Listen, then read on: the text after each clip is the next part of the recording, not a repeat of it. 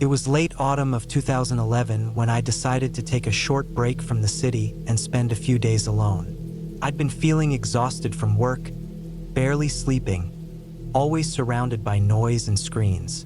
I wanted quiet, somewhere far away from everyone. My uncle told me about a small cabin near an old graveyard in northern Wales that hadn't been used in years. It was on the edge of a thick patch of woods, surrounded by uneven land and old stone fences that looked like they'd been built hundreds of years ago. He said it wasn't in great shape but still standing, and that I could use it if I wanted to clear my head. The idea of staying near a graveyard didn't really bother me. I wasn't superstitious, and I wanted somewhere private. So one Friday morning, I packed my car with food, water, and a few things to keep me warm, and I drove up there. The closer I got, the narrower the roads became. Trees grew thick on both sides, their branches almost touching above me. By the time I reached the dirt track leading to the cabin, my car was covered in dust and the sky had turned a dull gray. It wasn't raining, but the air felt wet and heavy. The cabin was smaller than I expected. The roof was uneven, one side sagging slightly. The wood had gone dark from years of weather, and the windows were clouded with grime. When I stepped inside, it smelled of damp wood and old dust. There was one main room with a small fireplace, a single bed frame with a thin mattress, a table, and a few broken chairs. The back door led out to a small slope that dropped down to the graveyard. I could see the headstones through the trees, all tilted at odd angles. Some were half buried under moss and roots. I spent the first evening sweeping the floor and getting the fireplace going. The sound of crackling wood was comforting, and once the room warmed up, I felt more at ease. I made myself a simple dinner and sat at the table with a candle burning beside me. The only sounds outside were the wind and the occasional creak of trees swaying. I could see my breath when I stepped outside later to smoke, but the stillness of the place felt peaceful. The first night passed quietly. I slept deeply, waking up only once when something tapped against the window. It was just a branch scraping the glass, moving with the wind. The second day, I went exploring around the area. The graveyard was bigger than it looked from the cabin. Most of the stones were so weathered that the names were unreadable. A few were newer, from the 1960s and 70s, but the rest looked ancient. There were no fences or gates, just rows of forgotten graves scattered across uneven ground. A few broken crosses lay on the ground, covered in damp leaves. I walked deeper into the woods behind it and found traces of what looked like old foundations. Maybe another structure that had collapsed long ago. The ground was soft, and I noticed parts of it sinking in spots, as if the soil had been disturbed. I didn't think much of it and headed back before it got dark. That evening, I noticed something odd. A small light flickered near the graveyard, faint and unsteady, like a candle. I watched it through the window for a long time, thinking maybe it was just a trick of my eyes or a reflection from my own fire. But when I blew out my candle, the light was still there, glowing faintly between the headstones. I told myself it might be someone from the nearby farms, maybe visiting a grave. Still, it was strange since there wasn't a single house for miles. I didn't sleep well that night. Every time I started to drift off, I thought I heard something outside. Not footsteps, exactly, but the soft crunch of leaves, then silence. I told myself it was probably animals. There were plenty of foxes around that area. But when I looked outside in the morning, I saw footprints in the mud, too large to be from an animal and deep, as if someone had been standing in one place for a while. The prints led from the back of the cabin down toward the graveyard. That day I felt uneasy. I didn't go far, just gathered some firewood and tried to distract myself by cleaning up the inside.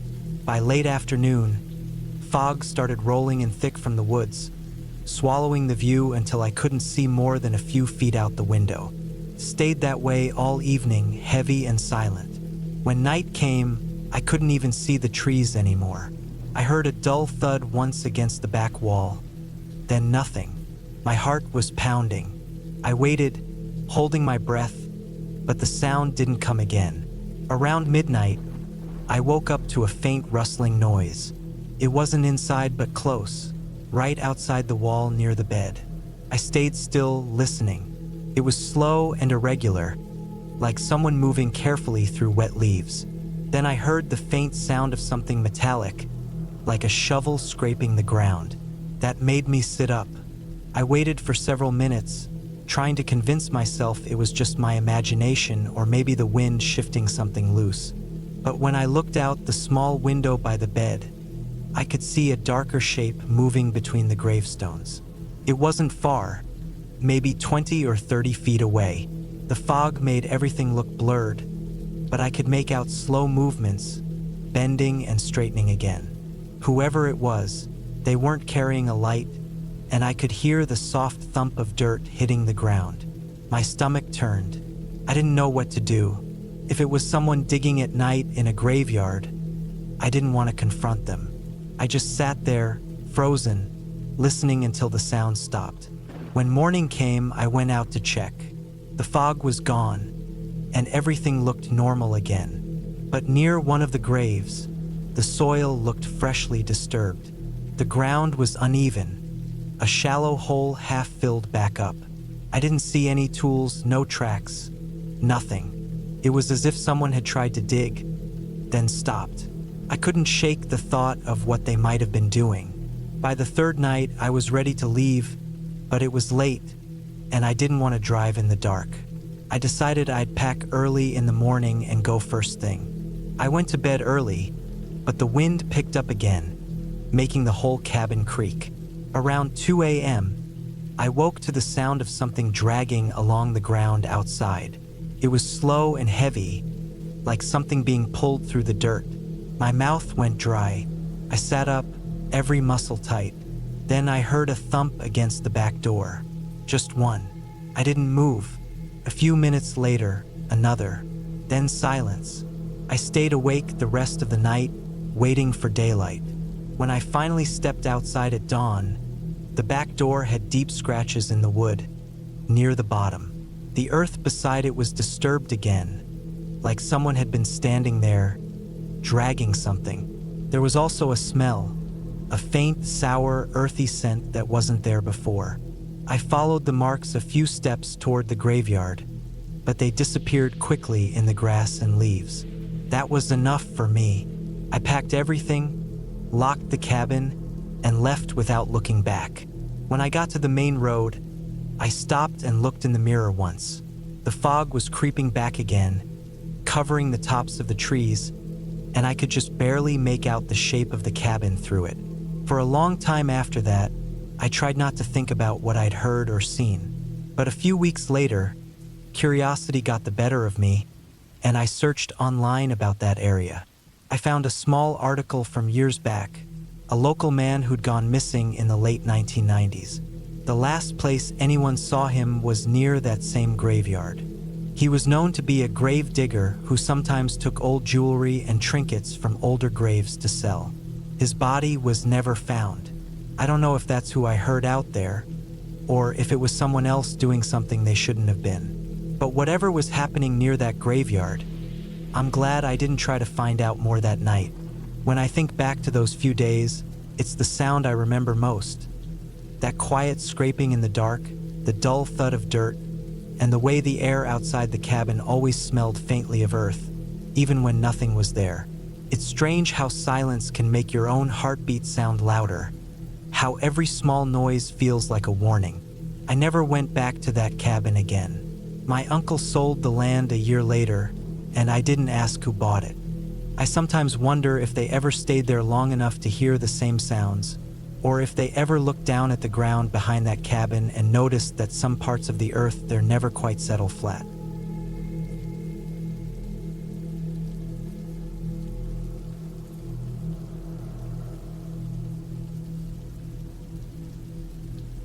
It was October of 2017 when I decided to spend a weekend alone at a small cabin deep in northern Minnesota.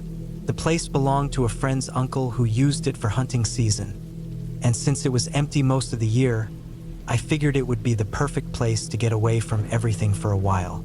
I'd been working long shifts for months, sleeping poorly, and just needed a few quiet days somewhere remote.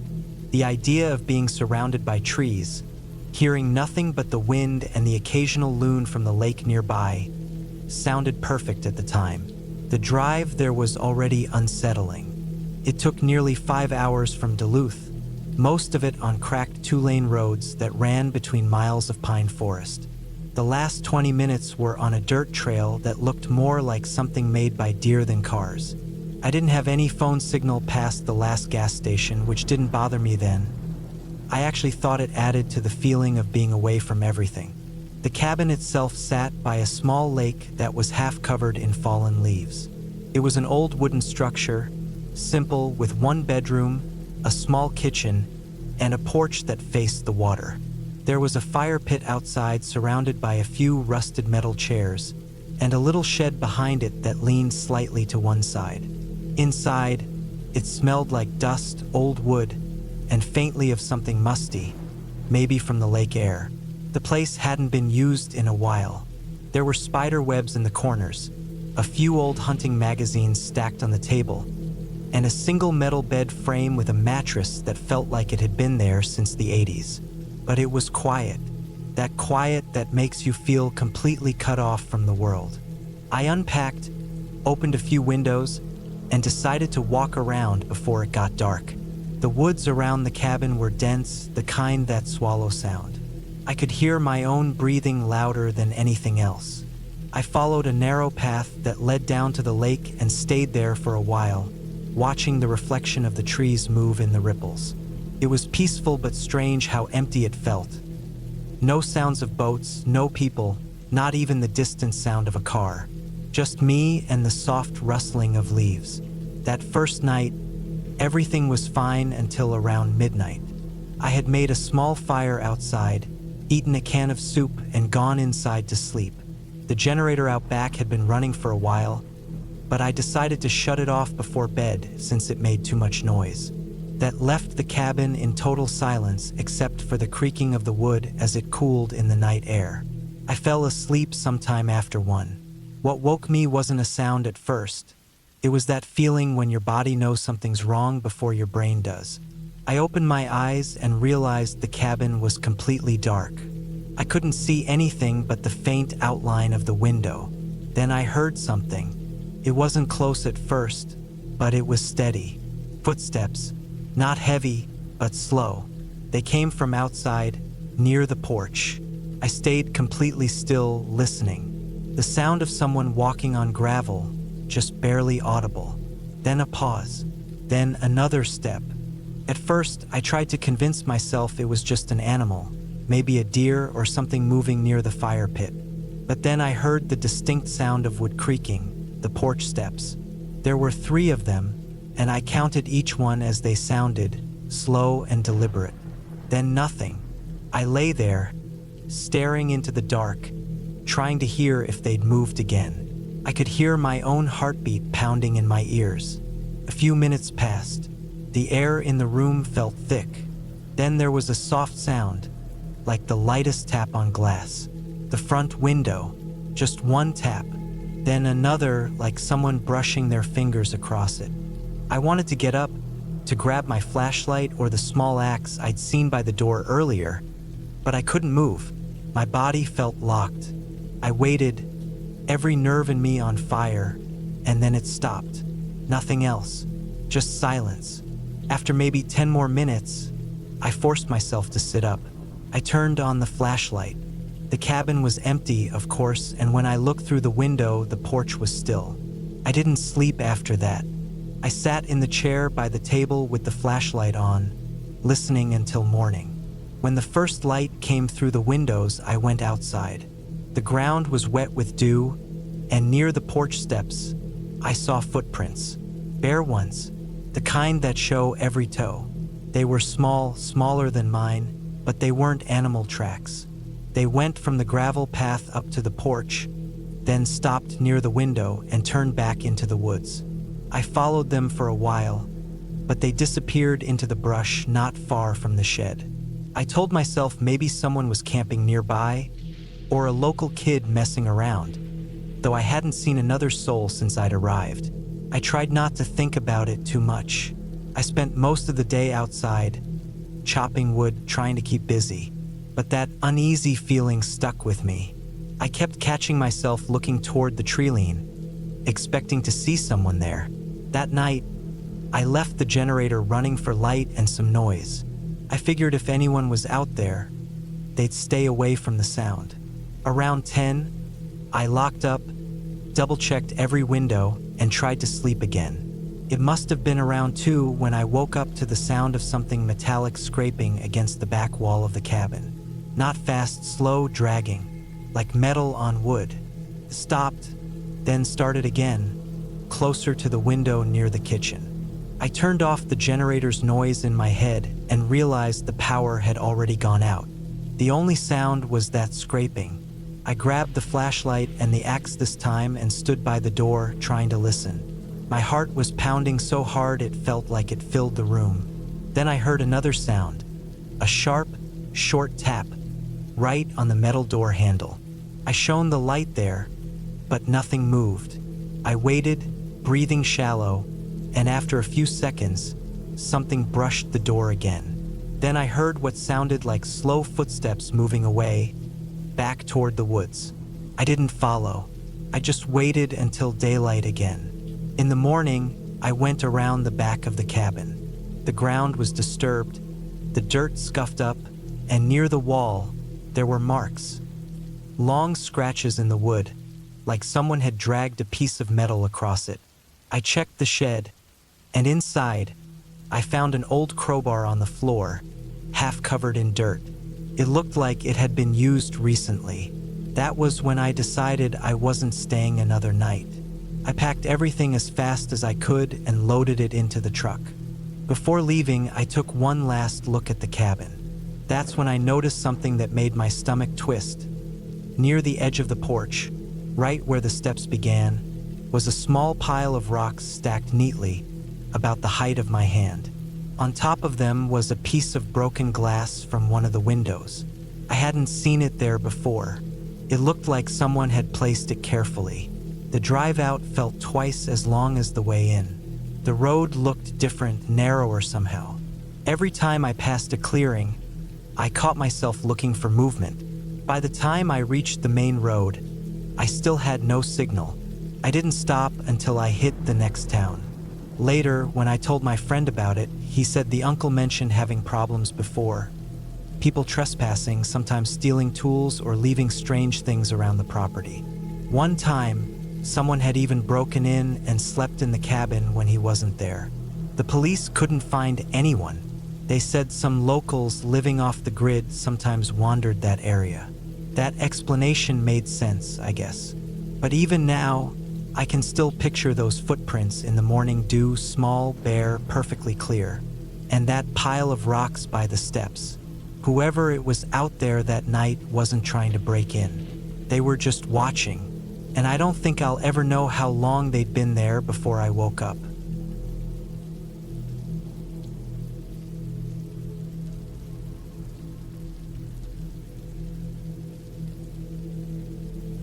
It was early October of 2014 when I decided to drive out to a small cabin I had bought the year before in northern Montana, somewhere between Libby and Troy. I had found it through a foreclosure listing, small, rundown, sitting about half a mile off a dirt road surrounded by tall pine trees. I bought it because it was cheap and quiet. I had been living in Billings for years, working in construction, and the noise of the city started to wear me down. I wanted a place where I could disappear on weekends, sit by a fire, and not hear anything but the wind and maybe the sound of rain hitting the roof. That Friday, I packed up my truck with tools, canned food, and a sleeping bag. The plan was to stay for 3 nights and fix up the back porch that had started to rot. The drive took about 6 hours. The closer I got, the emptier the roads became. I barely passed another car after I left the highway. When I turned onto the narrow dirt path that led to the cabin, I had to slow down because the road was covered in fallen pine needles, and there were potholes deep enough to swallow a tire. When I finally pulled up to the cabin, the light was fading. The cabin looked even smaller than I remembered. The roof sagged a little in the middle, and the paint on the window frames had peeled off completely. There was no cell service, which I expected. I unloaded my tools, filled a metal bucket with water from the creek, and lit the small kerosene lamp that I kept on the counter. The smell of damp wood and dust hung in the air. The inside was one large room, with a wood stove on one side and a small bed pushed against the wall. The floor creaked when I walked. It started raining that night. Not heavy, just a slow, steady drizzle. I sat on the edge of the bed, listening to it tap against the tin roof. Felt peaceful at first. I cooked a can of beans on the stove, wrote a few notes about the porch measurements, and went to sleep early. Around midnight, I woke up because of a sound. Not loud, but sharp enough to cut through the rain. It was a metallic clank, like something had hit the side of the cabin. I sat up and waited, listening. The sound came again, softer this time. I thought it might have been a loose shutter, but I didn't have any shutters. I got up, pulled on my boots, and stepped outside. The air was cold and smelled like wet pine. The rain had slowed, just drops here and there. My flashlight beam cut through the dark, bouncing off the trees. I walked around the cabin slowly. The only sound was the water dripping from the branches. When I came around the back corner, I saw something that made me stop. There were boot prints in the mud behind the cabin, fresh ones. They led from the trees to the edge of the porch. I crouched down and looked closer. The prints were deep, which meant whoever made them had been there recently, maybe minutes before I stepped outside. I scanned the trees, but the forest was pitch black. I couldn't see more than 10 feet ahead. I stood there for a while, trying to listen for movement, but the rain and the wind in the branches drowned everything out. After a few minutes, I went back inside, locked the door, and pushed a chair under the handle just to feel better. I barely slept after that. Every little sound made my chest tighten. The next morning, I checked again. The boot prints were still there, but they ended about 20 feet from the back porch, where the ground turned rocky. I followed them for a bit, but they just disappeared into the trees. The forest was silent. No birds, no insects, just the distant rush of the creek. I tried to shake it off, telling myself it was probably some hunter passing through. But I couldn't stop thinking about how close the prints were to the cabin walls. Whoever it was had stood right there in the dark while I was sleeping. I spent the day working on the porch, kept my mind busy. I cut new boards, replaced the rotted ones, hammered nails until my hands hurt. Around noon, I noticed something else. Near the tree line, there was an old rusted barrel that hadn't been there before. I was sure of it because I had cleared that area last summer. It looked out of place, sitting there on the edge of the clearing. I walked over and saw that it wasn't just a barrel. It was an old 55-gallon drum with holes punched near the bottom, like someone had tried to use it for burning trash. Inside, I saw scraps of metal, broken glass, and something that looked like pieces of melted plastic. The smell coming from it was awful, like burnt oil mixed with something sour. I backed away and decided not to mess with it. Maybe someone had been using the spot while the cabin sat empty. That night, I double-checked all the doors and windows before going to bed. The rain had stopped, and the silence felt heavier. Around 2 a.m., I woke again. This time, I didn't hear metal or footsteps. It was a faint scraping sound, like something dragging slowly across the porch. My heart started racing. I stayed completely still, listening. The sound stopped, then started again, closer to the wall near the window. I could hear it clearly now, something heavy being moved slowly across the wood. I grabbed the flashlight and waited a full minute before switching it on. When I did, the sound stopped completely. I aimed the light at the window, but the glass only showed my reflection. I waited until dawn before stepping outside. My hands were shaking, The first thing I saw were long scrape marks across the porch boards, deep grooves that hadn't been there before. They led to the side of the cabin and stopped where the mud began. I followed them, expecting to find animal tracks, but there was nothing, just disturbed earth, as if something heavy had been dragged and lifted again.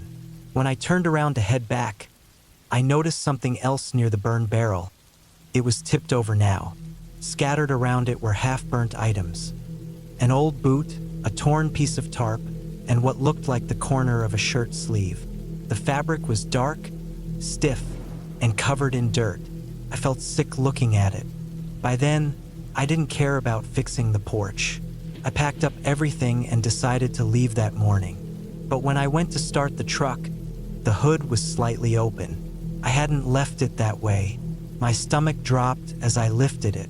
The battery cables had been cut, clean like with a knife. There was no way to start it. My nearest neighbor was more than 2 miles away, down a dirt road with no signal. I felt trapped. I went back inside, locked the door, and sat at the table thinking. I still had my axe and a flare gun I kept for emergencies. I told myself I'd wait until daylight and walk out on foot if I had to. I didn't sleep that night. Every creak of the floor or crack of the wood outside made my pulse race. Around dawn, I finally heard something that froze me completely. The faint sound of footsteps on gravel, slow and steady, moving around the cabin. I held the axe tight, my hands sweaty. The footsteps stopped at the door. I didn't move. Then I heard the soft creak of the porch boards again. The handle rattled once, then nothing. After a few minutes, the sound of steps faded back into the woods. When the sun came up, I didn't waste a second. I grabbed my bag and started walking fast down the road. Every few steps, I kept looking behind me, expecting to see someone. I walked for almost an hour before I reached a small clearing where an old man was cutting wood near a shack. He looked surprised to see me walking out of the trees. He let me use his phone to call for a tow truck, and I didn't tell him much, just that my truck had broken down. When I came back later that afternoon with the tow driver, I noticed something strange again. The cabin door was open. I knew I had locked it. Inside, the chair I'd wedged under the handle was knocked over, and the mattress was flipped. The burn barrel was gone. Just gone, like someone had rolled it away into the forest. The driver didn't say anything, just looked at me, probably thinking I was crazy. We hooked up the truck and left. I never went back to that cabin after that. A few months later, I sold it for half what I paid. I never found out who had been there or what they were doing, but sometimes I still think about those tracks behind the porch and the sound of something dragging across the wood in the middle of the night. Whatever was happening out there, I knew it wasn't random. Someone had been watching that cabin for a long time, long before I ever showed up.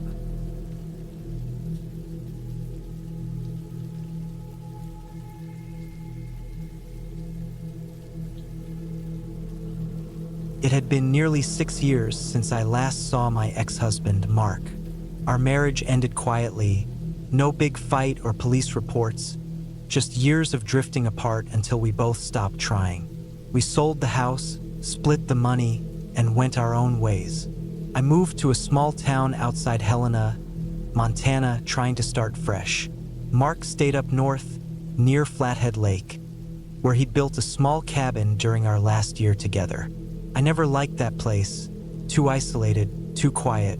It sat miles from the main road, surrounded by thick pine and uneven ground, the kind of place where even the birds seemed cautious. I hadn't planned to ever go back near it, but life doesn't really care about plans. Last November, I had to drive through that area to get to a work site for a project I was supervising. I worked for a small land survey company, mostly handling backroad properties, boundary checks, and terrain mapping. It was the sort of job that kept me on the road, and I didn't mind that. Being alone became something I learned to prefer. But that day, my GPS took me on a route that passed near where Mark's cabin used to be. I recognized the curve in the road before the system even announced the turn. It was strange how my stomach tightened just seeing that narrow dirt road leading off the highway. A faded wooden sign, probably the same one Mark had nailed to a tree, still stood there, leaning slightly, the letters barely visible under years of sun and snow. Something in me, maybe curiosity, maybe a quiet ache I didn't want to admit, made me slow down. The road looked rough, and I told myself I was just going to see how far it went now, maybe just to where the clearing started. But the further I drove, the more I felt pulled in, like the forest itself was guiding me back. The trees were denser than I remembered. Branches hung low, wet from the drizzle that had been falling all morning. Mud splashed against the sides of my SUV, and my tires crunched over broken sticks. It felt like driving into a place that hadn't been touched in years. The deeper I went, the quieter it became. The sound of rain softened, replaced by the thump of pine needles hitting my windshield. I kept my window slightly open and could smell the damp wood, that earthy scent of rotting leaves mixed with wet bark.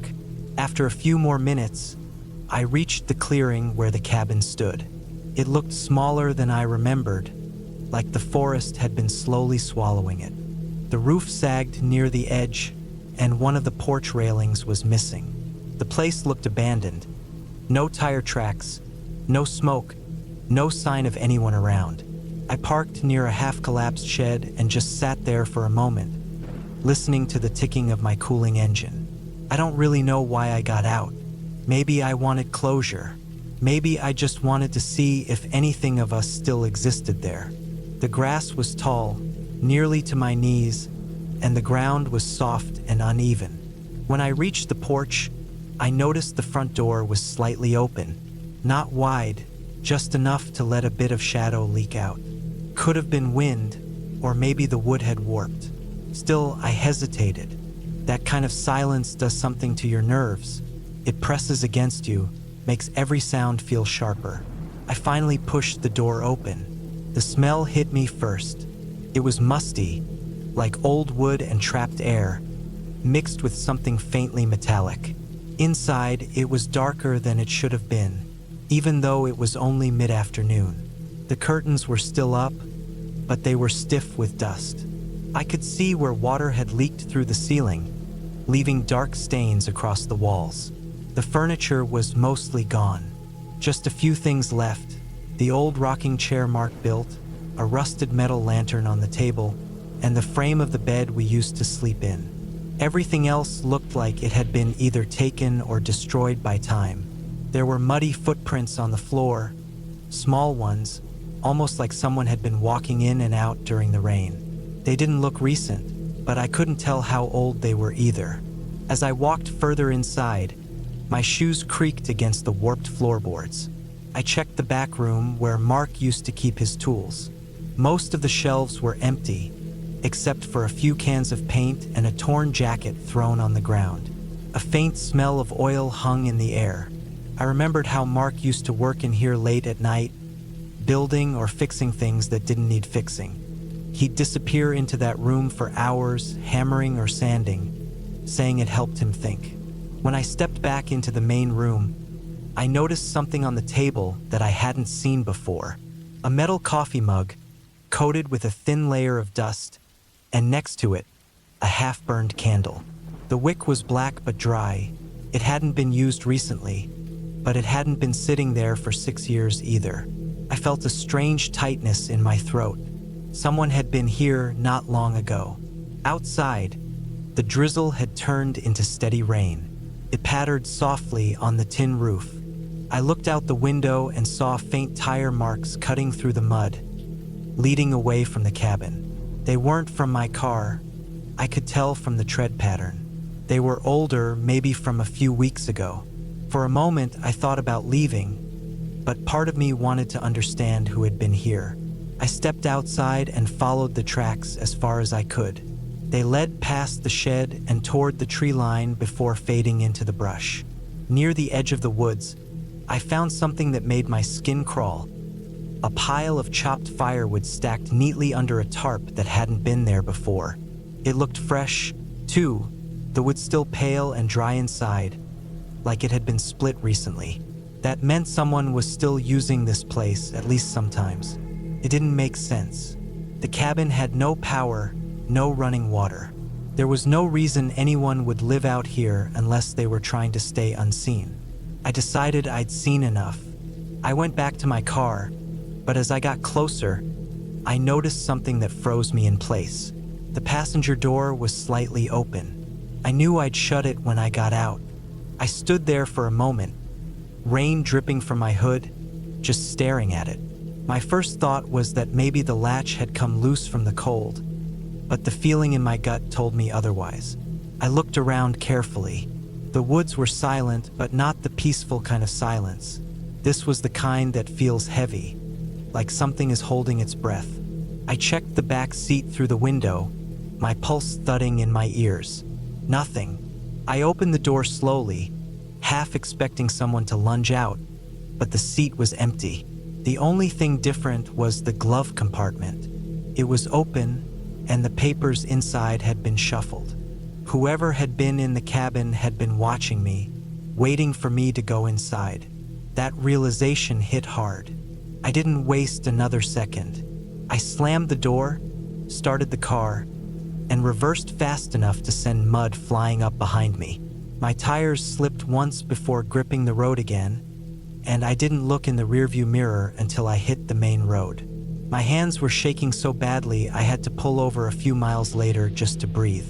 I sat there for a long time, engine idling, rain running down the windshield, trying to make sense of it. Maybe someone local had taken over the cabin, or maybe a drifter found it and used it for shelter.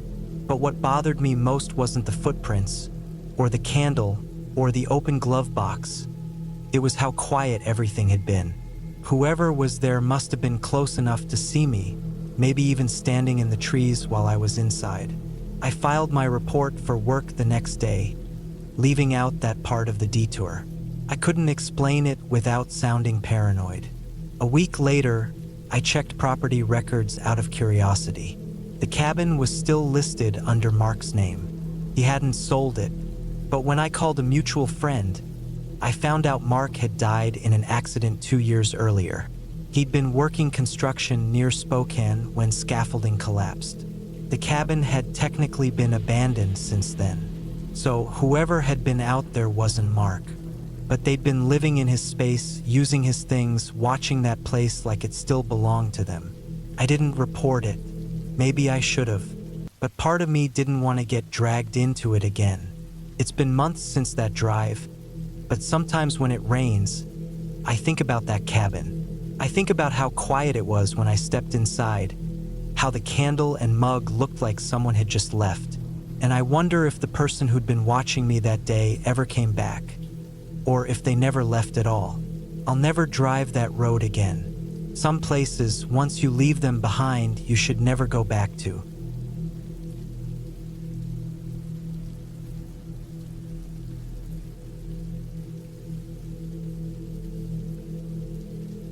It was the fall of 2011 when I started working as a seasonal park ranger in northern Montana. I was 28 then, broke after a long winter of odd jobs, and I took the position mainly for the quiet and the solitude. The park stretched for miles, thick pine forests, cold streams, and remote dirt roads that twisted endlessly through the trees. My assigned station was a small wooden cabin about 6 miles from the nearest ranger outpost, tucked deep into the woods where radio signal faded in and out. I didn't mind it at first. The quiet was heavy, but peaceful, and the kind of stillness that makes you hear things you'd normally ignore. Wind through trees, the creaking of wood, water dripping from the roof after rain. The cabin itself was small but solid. One room with a cot, a desk, a metal stove, and a small window that looked out into the trees. Behind it was a narrow trail that led to a fire lookout tower, old and half-rotted, which hadn't been used in years. I kept my truck parked a few yards away on a dirt patch. Every morning I'd hike around the area, check the boundary lines, clean trash left by campers, and record animal sightings. It was boring work most days, but I liked the rhythm of it. In early October, things started to feel off. The first time I noticed it was after I found a torn backpack near the stream. It was half buried in mud, soaked, and looked like it had been there for weeks. Inside was a few crushed food wrappers, a small flashlight, and a notebook. The pages were soaked through, unreadable. I figured it belonged to a hiker who had gotten lost and made it out without reporting it, which happens sometimes. I tossed the ruined bag in the back of my truck to bring down later.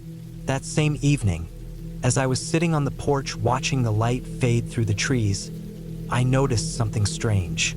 About 100 feet from the cabin, near the tree line, there was a pile of stacked stones.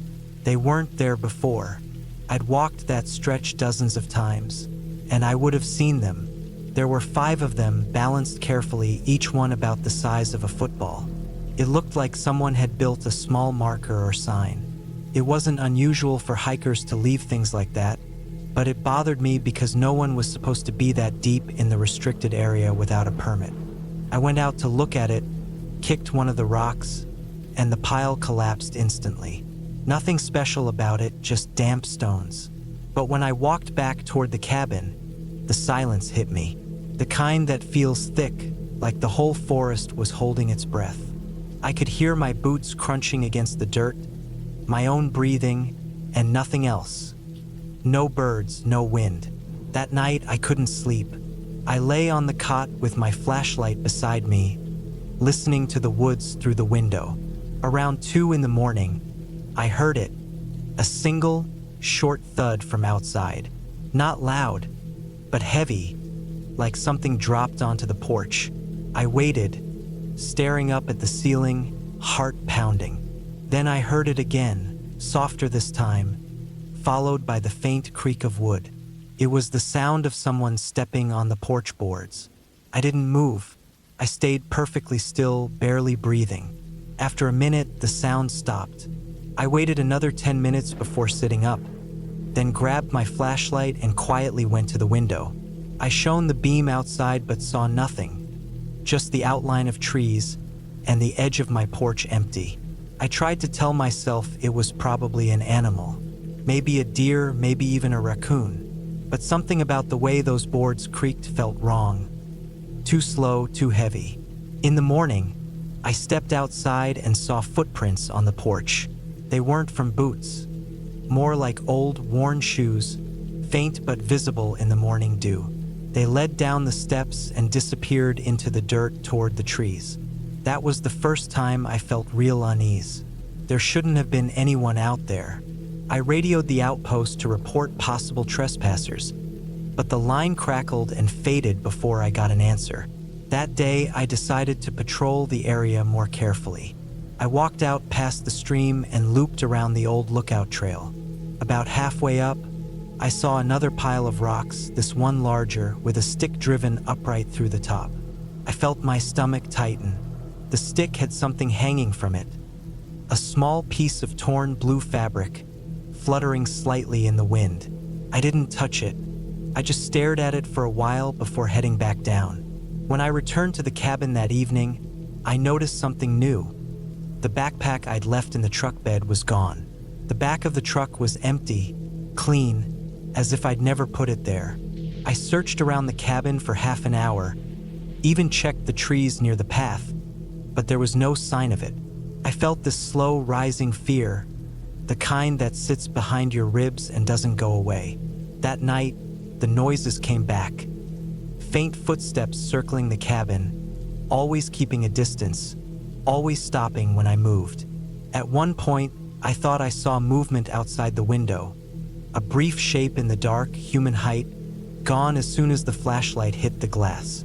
I stayed awake until morning, sitting by the stove with my rifle beside me, trying to listen for anything. By the next day, I decided to drive back to the main ranger station, even if it meant cutting the shift short. But when I tried to start the truck, it wouldn't turn over. The key clicked, but the engine stayed dead. When I opened the hood, I found the wires had been cut clean, sliced through with something sharp. I remember the feeling that hit me then, a strange, quiet kind of panic. I looked around the clearing, half expecting to see someone watching from the trees. Nothing moved. I kept my rifle close and went back inside, locking the door. The rest of that day passed slow, each hour dragging. I barely ate. The woods stayed unnaturally still. As night fell, I sat inside with the lights off, watching through the small window. The moonlight hit the clearing faintly, and that's when I saw it. The rocks were back. A new stack, right in front of the cabin this time, placed neatly in the dirt. 5 stones again, balanced just like before. That broke something in me. I grabbed the rifle and my flashlight and ran outside. The beam swept over the trees, the grass, the shadows, nothing. The woods swallowed everything. I stood there for a long time, feeling stupid, scared, and angry. Then I heard it. A low crunch, somewhere deep in the dark, like someone stepping on dry leaves. I aimed the light toward the sound, but all I saw were trees. The crunch came again, closer this time. I raised the rifle, but I couldn't see anyone. I didn't sleep at all that night. When dawn came, I packed everything I could carry: food, water, flashlight, rifle, and started walking down the dirt road toward the main outpost. It was a 10-mile hike, maybe more, but I didn't care. I just wanted to get out. For the first few miles, everything was quiet except my own footsteps. Then, maybe 3 hours in, I found something lying in the dirt just ahead. The same torn blue fabric I'd seen hanging from that stick days earlier. It was tied to a branch and stuck upright in the ground like some kind of marker. I stopped cold. It meant someone had been on that road after I left. I didn't stop again. I walked until my legs burned, until I finally saw the antenna of the main outpost through the trees. When I got there, another ranger was outside, surprised to see me back early. I told them I'd had some equipment trouble and needed a replacement vehicle. I didn't mention the rocks or the footprints or the wires. A week later, when another ranger was sent to check the cabin, he radioed back that everything looked normal. No rocks, no footprints, nothing. But he did say something that still sticks with me. He found the old torn backpack sitting on the porch, zipped shut and dry, like it had just been placed there. I never went back to that cabin. Even now, years later, I can still picture the stacked stones, the silent woods, and the feeling of being watched from somewhere just beyond the trees, patient, quiet, and waiting for me to come back.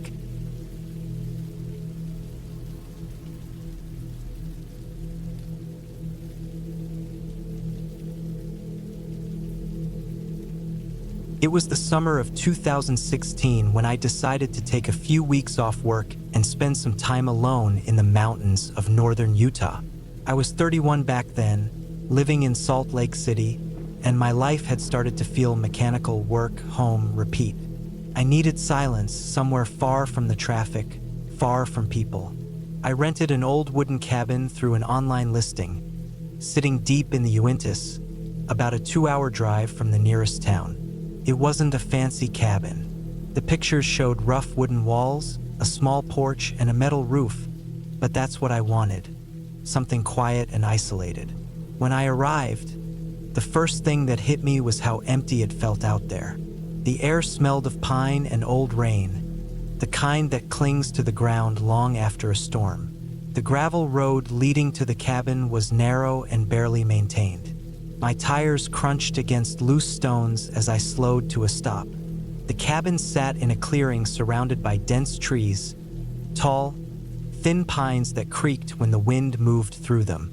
There was an old, half-collapsed barn a short walk behind the cabin, and the land stretched unevenly down a slope where an old fence ran crooked through the weeds.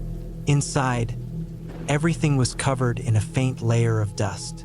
The kitchen had a rusty sink, a few metal pans hanging from nails, and a tiny gas stove that looked older than me. The living room was small, with a sagging couch and a wood-burning stove in the corner. The floor creaked under every step. I didn't mind it, though. I liked the roughness of it. It felt honest, untouched. I had brought my dog, Tucker, a big black shepherd mix who usually stayed close to me. The first night was calm. I made some soup on the stove, listened to the wind outside, and let Tucker sleep at my feet. Around midnight, I stepped outside to use the outhouse and noticed how black the forest looked. It wasn't just dark, it felt hollow. The moonlight barely touched the ground under the trees.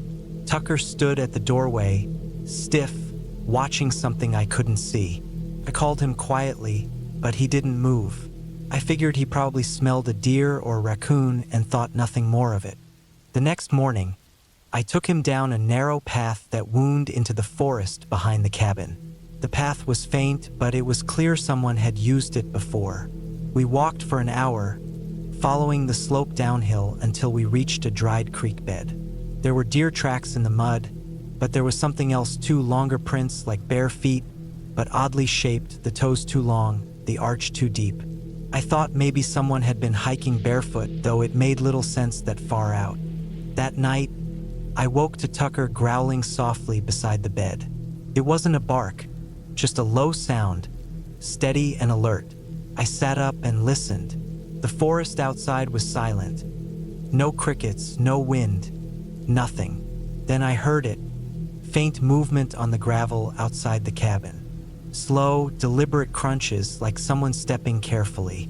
Tucker stood now, his hackles up, growling deeper. I reached for the flashlight I kept by the bed, switched it on, and pointed it toward the window.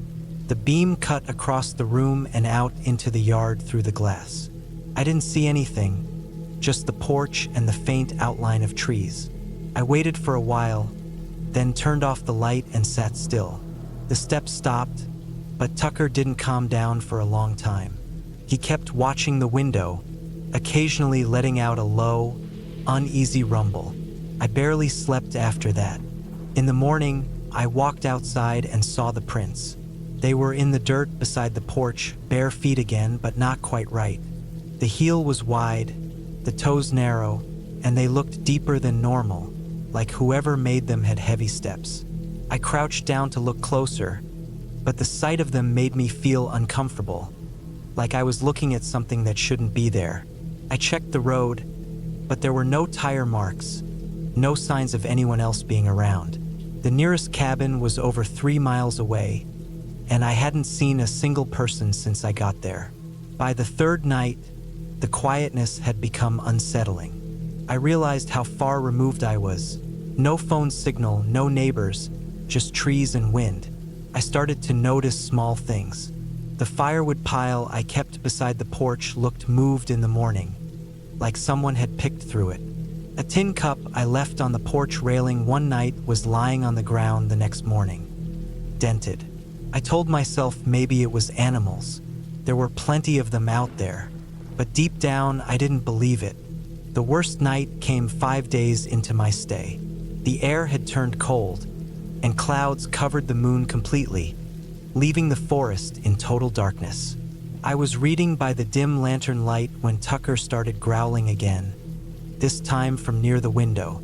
His fur was bristled, teeth slightly showing. I stood up, walked slowly to the window and looked out. First, I didn't see anything, but then I caught a glimpse of something moving at the edge of the tree line. It was standing upright, still like a person, but the shape was wrong. Too tall, too thin. The head seemed angled downward, the shoulders narrow. It moved slightly, stepping forward into the faint glow from the lantern leaking through the window. For a split second, I saw its outline clearer. It looked like a man, but the posture was off, the arms too long, the limbs moving in an odd, jerking way, like it wasn't used to its own body. I froze. My heart hammered so hard I could hear it in my ears. I stayed still for what felt like hours. Tucker barked suddenly, loud and sharp, and that thing moved. Fast. It vanished into the dark like it had dropped to the ground.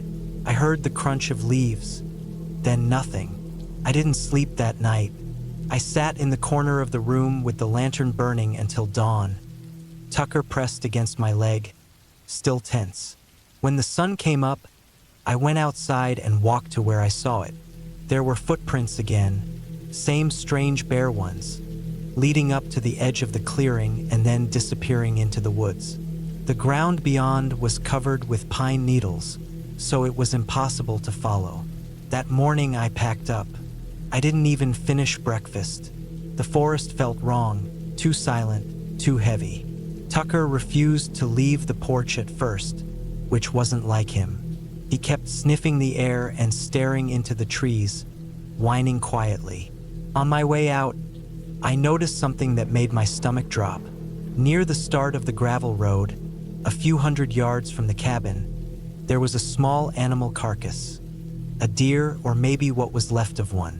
The body was torn open, the ribs exposed, but the strange part was the head.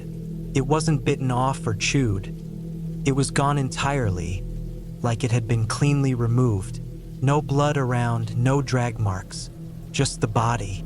I drove straight to town and didn't look back once. The road twisted through miles of forest, and every time I glanced in the mirror, I half expected to see something standing in the road behind me. When I finally reached cell signal again, I called the property owner to tell him what happened. He didn't sound surprised. He just said people around there sometimes reported odd things in the woods, and that I probably saw an animal or someone from a nearby camp. I wanted to argue, but I didn't bother. There was no point. I never went back to that cabin. A month later, out of curiosity, I looked it up online again. The listing was gone. A local article mentioned that the cabin had burned down after a lightning storm not long after I left. No one had been staying there, but a hiker found the remains while passing through the area. Sometimes, I still think about that night. That thing standing just outside the light, watching quietly. I can still see how it moved, how its body didn't look right, like something wearing a human shape but not understanding how to use it. I tell myself it was just someone messing around, maybe a hunter in camouflage, maybe a trick of the dark. But deep down, I know what I saw, and I'll never forget the sound of those footsteps outside the cabin. Slow, careful, deliberate, like it was trying not to be heard.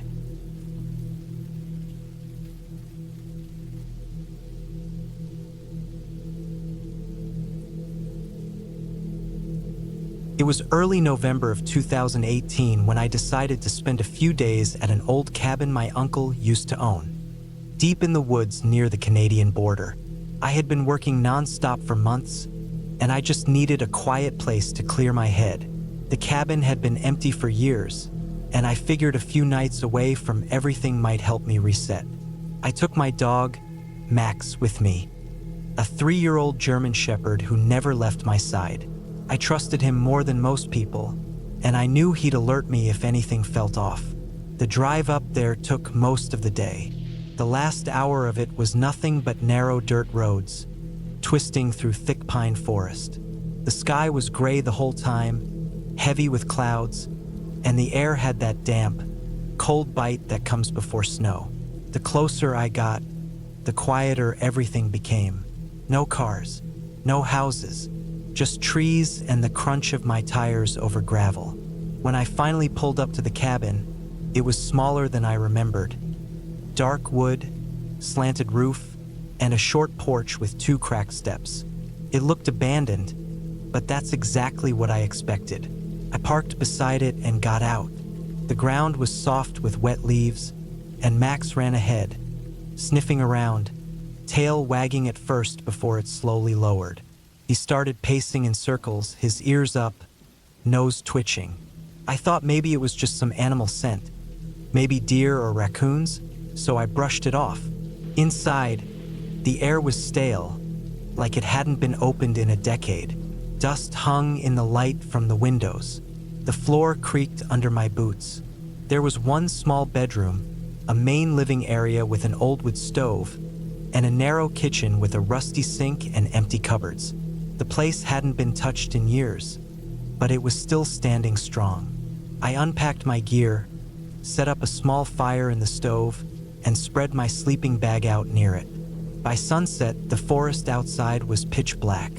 There were no streetlights, no power lines, just the dull orange glow from the stove and the sound of wind scraping through the trees. Max lay near the door, half asleep but twitching his ears every time the wind shifted. I remember feeling strangely uneasy that night. Not afraid exactly, but unsettled. I kept glancing out the window even though I couldn't see anything except the dark outline of the trees. The first night passed quietly, except for one thing. Around 2 a.m., Max started growling. It was low at first, barely a rumble, but then he stood up, hair raised, facing the door. I sat up, heart pounding, and listened. The wind had died down. The whole forest felt frozen. Then I heard it, slow, deliberate crunching of footsteps outside. Not animal sounds. They were too heavy, too spaced apart. I grabbed my flashlight and shined it through the window, but all I saw were trees and the reflection of my own face. The footsteps stopped after a few seconds, but Max didn't relax. He stayed up, staring at the door for nearly an hour before lying down again. I didn't sleep much after that. The next morning, I checked outside. The ground was covered in damp leaves, but I still found footprints. Not animal tracks, but boot prints, deep in the soft soil, leading from the tree line toward the cabin and then back again. They looked fresh. I told myself it could have been some hunter or hiker, though I hadn't seen a single car or person since I arrived. I spent most of that day cutting some dry branches and stacking wood for the stove. The air felt colder, heavier, and the silence pressed in from all directions. Even Max seemed different. He kept pacing near the edge of the trees, sniffing the air, tail stiff, ears up.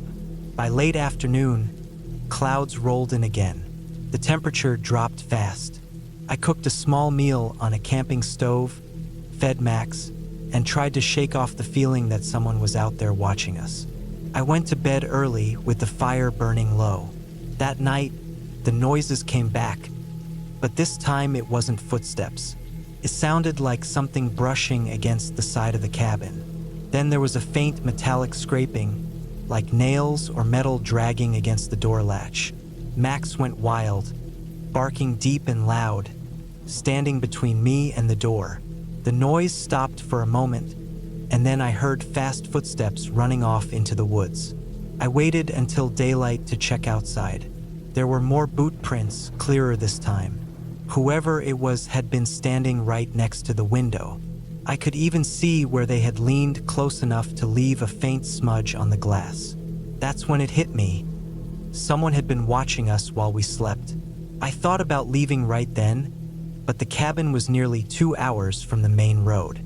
My truck wasn't four-wheel drive, and the rain from the night before had turned the trail into thick mud. I decided to stay one more night, hoping it was just some local passing through.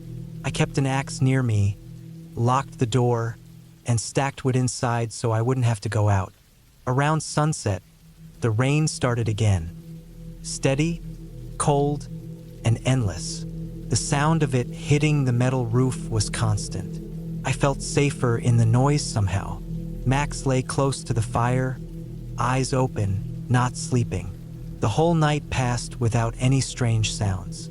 I thought maybe it was over, but at dawn, when I stepped outside, I saw something that made my stomach turn. The footprints were back, but this time they circled the entire cabin. Dozens of them, overlapping, some leading up to the windows, some toward the back, as if whoever it was had spent hours walking around us in the dark. I could tell from the size and the tread that it was the same person. That was enough for me. I packed everything fast, threw my gear into the truck, and was about to load Max when I noticed something hanging from the porch railing. It was a small tin can tied with string. Inside it, I found a strip of torn cloth, faded red with what looked like dried mud or maybe blood on it. I didn't want to think about which. It was placed there deliberately. The road out was rough. The mud had thickened, and the truck slid a few times, but I kept driving. Every few miles, I checked my mirrors. I never saw anyone, but the whole time I had that feeling, the one you get when someone's eyes are on your back. When I finally reached the main road, I stopped at a small gas station about 20 miles out. The clerk told me nobody really lived near that forest anymore. The area had been mostly abandoned years ago after a few missing person cases that were never solved. He said hunters sometimes used the trails, but not this late in the season. The weather was too rough. I didn't tell him what I saw. I didn't even tell anyone afterward. But when I got home, I washed Max, cleaned the truck, and threw away every piece of gear I took from that cabin. I couldn't shake the thought that someone had been watching me for those 2 nights, waiting. A week later, curiosity got the best of me. I looked up property records and found that the land my uncle's cabin sat on had actually changed hands 3 years before I went. It wasn't listed under any real name, just a holding company registered out of another province. I never went back to check if the cabin was still there. Sometimes, late at night, when Max barks at the window for no reason, I wonder if that same person ever came looking again. I don't believe in ghosts or monsters. What I saw wasn't something supernatural, it was just a person. And that's what makes it worse. Because people can wait, they can watch, and they can follow you long after you've left. That trip cured me of wanting to be alone in the woods. I still drive by that general area sometimes, but I never take that turn off again. I can still picture the footprints circling the cabin, that red cloth hanging from the porch, and Max standing in the doorway with his fur up, growling into the dark. The cabin might still be out there, buried in the trees, quiet and empty, but I know what really filled that silence. It wasn't ghosts. It was someone who knew I was there and wanted me to know they were too.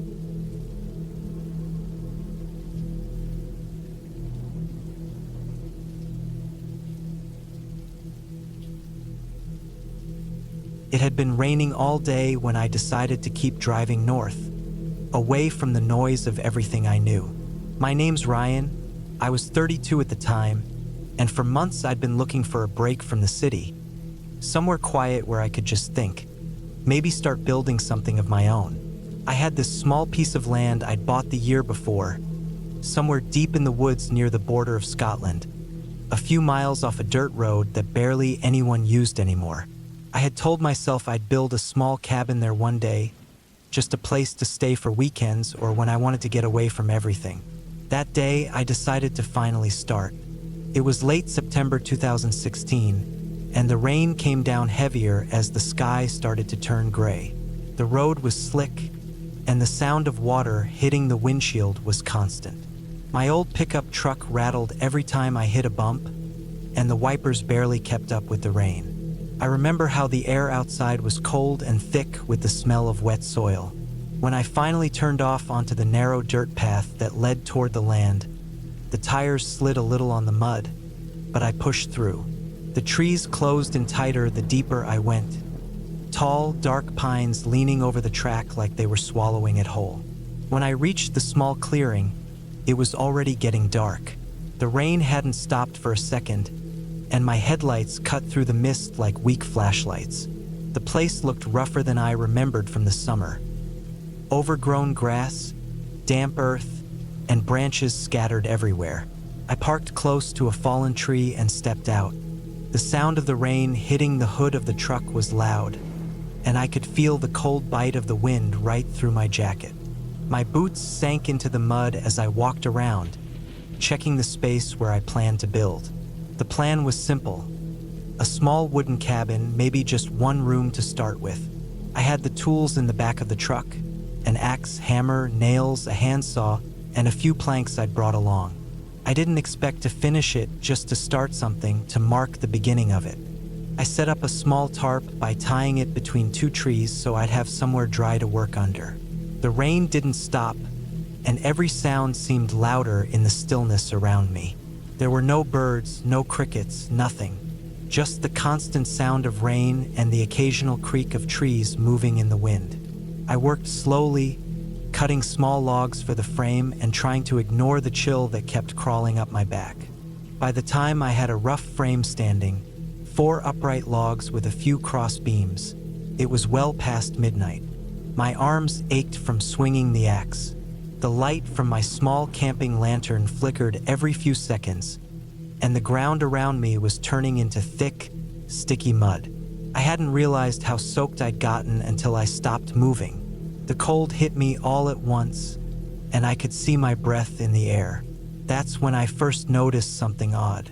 A faint light flickered deeper in the woods, yellowish, like a candle or an old lantern. It wasn't close, maybe 100 yards away, but enough for me to see it between the trees. At first, I thought it might be someone camping or another landowner. I tried to ignore it and kept working, but it bothered me. This area was completely isolated. There weren't any houses nearby for at least 10 miles. The rain got heavier, and the light disappeared behind the trees. I told myself it was nothing, maybe a reflection, maybe my tired eyes, but the unease stayed. I decided to stop for the night and rest inside the truck. I packed the tools, pulled the tarp down, and got inside, dripping wet. The sound of the rain on the metal roof was deafening. I sat there in the driver's seat, shivering, staring at the dark forest through the fogged-up windshield. After maybe an hour, I must have dozed off. When I woke up, it was still dark, and the rain had turned into a steady drizzle. I could hear something else now, a faint scraping noise like metal dragging on wood. I froze, listening. It was coming from outside, close to where I'd left the frame of the cabin. The sound stopped, then started again, slower this time. I leaned forward, trying to see through the wet glass, but all I could make out were shapes of trees and the faint outline of the half-built frame. The noise went on for a minute, then stopped completely. I waited, barely breathing. My hand was already on the handle of the flashlight I'd left beside me. I hesitated, but then I turned it on and stepped out. The air was colder than before, and the mist had thickened. My boots squelched in the mud as I walked toward the half-built cabin. The flashlight beam shook a little from my unsteady hand. Nothing seemed out of place at first, just wet wood, scattered tools, and puddles everywhere. Then I saw it. One of the support logs had been moved. It wasn't where I left it. It had been dragged several feet away, leaving a deep groove in the mud. The prints around it weren't clear, just smudges and dents in the wet ground. I stood there for a long time, staring at it, my mind running in circles trying to make sense of it. Maybe it had just shifted from the rain, maybe it wasn't set right. That's what I told myself, though deep down I didn't believe it. I went back to the truck and locked the doors. I didn't sleep again that night. When the gray light of morning finally came, the rain had stopped. Mist hung low across the clearing, and the trees looked darker, heavier. I got out, stretched my legs, and tried to shake off the exhaustion. The first thing I noticed was that the ground around the cabin site looked more disturbed than before. Small footprints, human-sized but uneven, were all over the place. Some led toward the woods, others toward the truck, and one set stopped a few feet from the driver's side door. I felt a chill crawl up my neck. There was no reason for anyone to be here. No reason at all. I checked my things, and though nothing was missing, one of the nails I'd left on a plank had been pushed halfway into the wood, as if someone had been trying to hammer it with their bare hand. I didn't know what to think. I just knew I didn't want to stay another night. I decided to pack up, leave, and come back when the weather was better. Maybe bring someone with me next time. I loaded the tools into the back of the truck, tied down the tarp, and glanced one last time at the unfinished frame.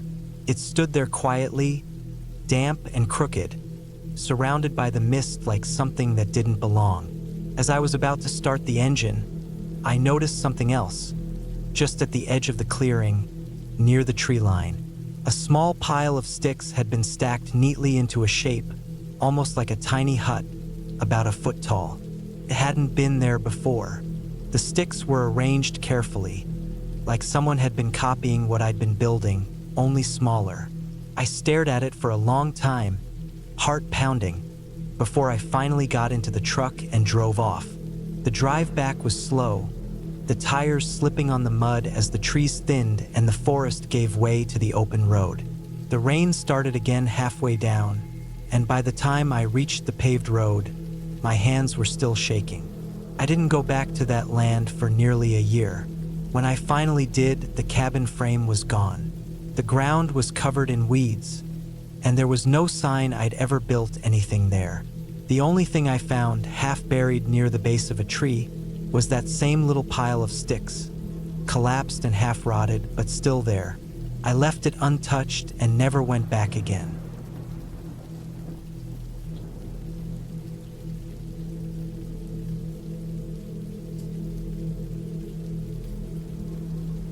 It was late autumn of 2014 when I decided to spend a few weeks out in the countryside of northern Idaho.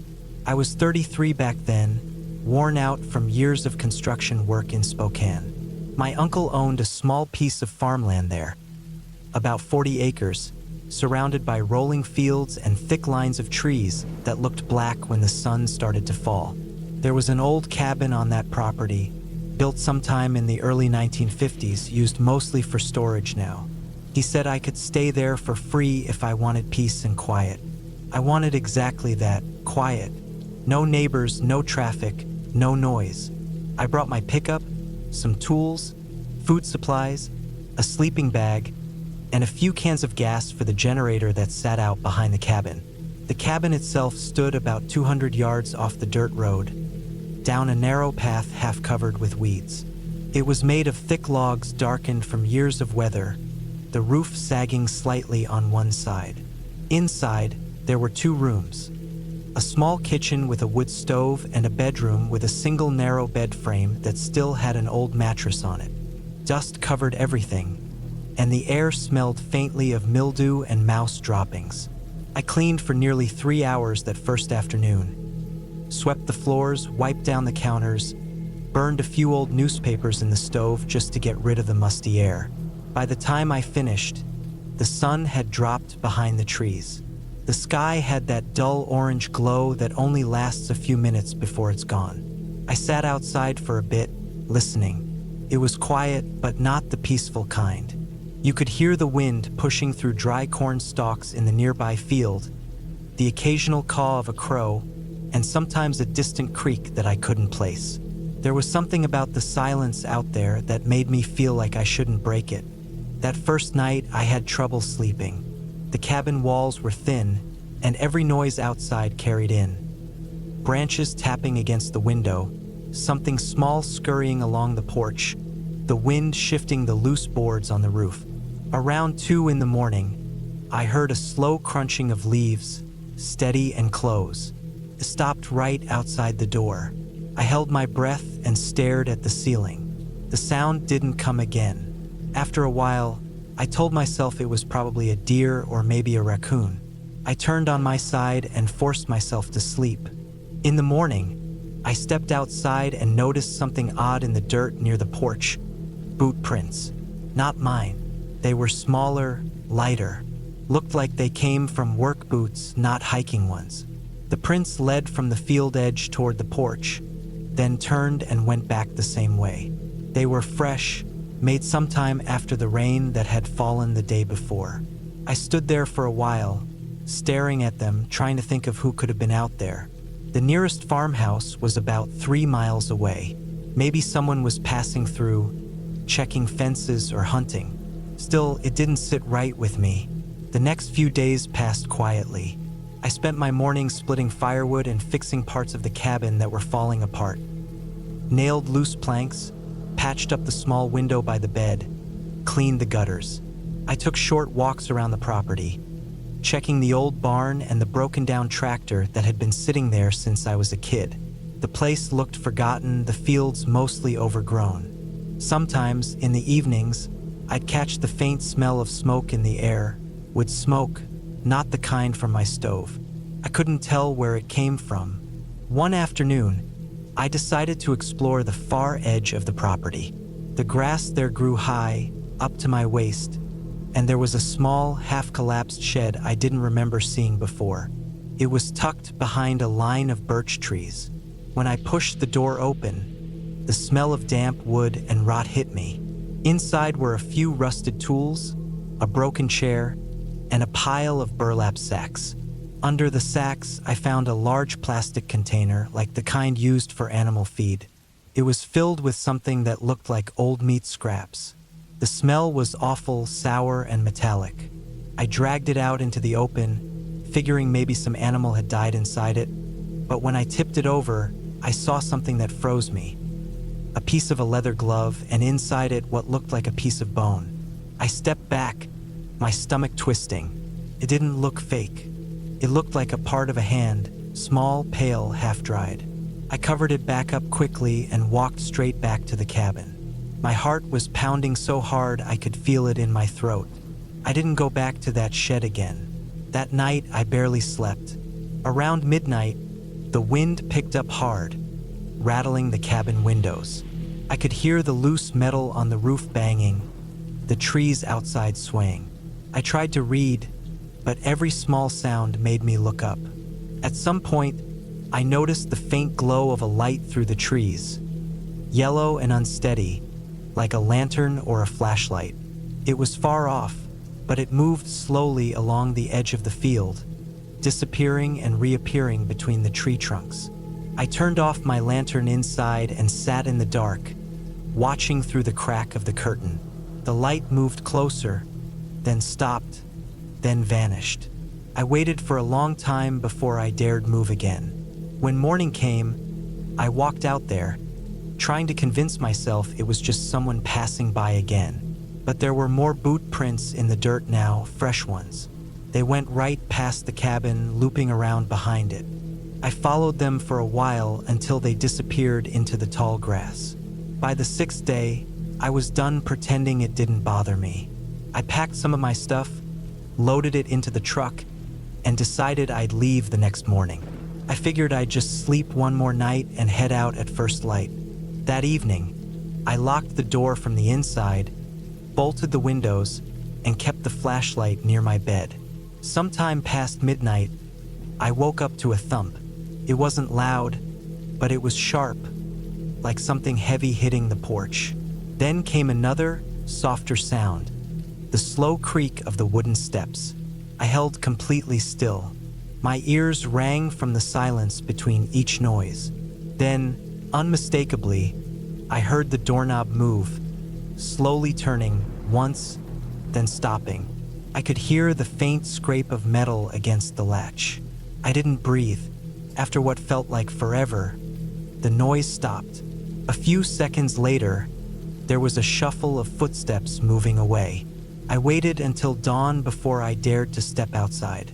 When I opened the door, I saw muddy footprints leading away from the porch. They were smaller this time, maybe a woman's size, but still in boots. They went out toward the field, then stopped near the shed line. I walked that way, scanning the ground. That's when I saw the container again, the one I'd found earlier. It had been moved. The lid was off and it was empty now. I don't know what exactly was going on there, and I didn't care to find out.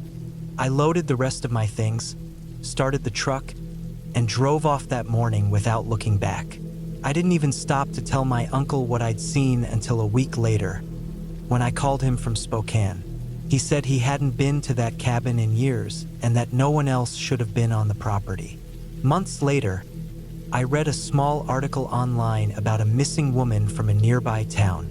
Her car had been found abandoned not far from that same stretch of back road I used to take to the cabin. They never found her. I've thought about that shed more times than I want to admit. The meat scraps, the glove, the smell. I don't know if it was her or someone else's doing, but whoever was out there that week, they knew the land well. They'd been walking around that property long before I arrived, probably watching from the tree line at night. It's been over 10 years since then, and I still won't drive through that part of Idaho anymore. Every time I see open farmland and a line of dark trees at dusk, I get that same tight feeling in my chest.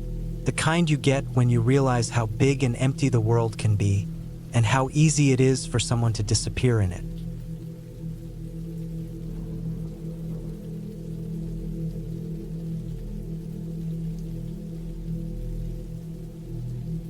It was early October, 2016. when I decided to drive up north into the mountains of Montana for a weekend by myself. I was 28 back then, working long shifts at a warehouse and living in a cramped apartment on the outskirts of Billings. I didn't have much of a social life, and I just wanted some quiet.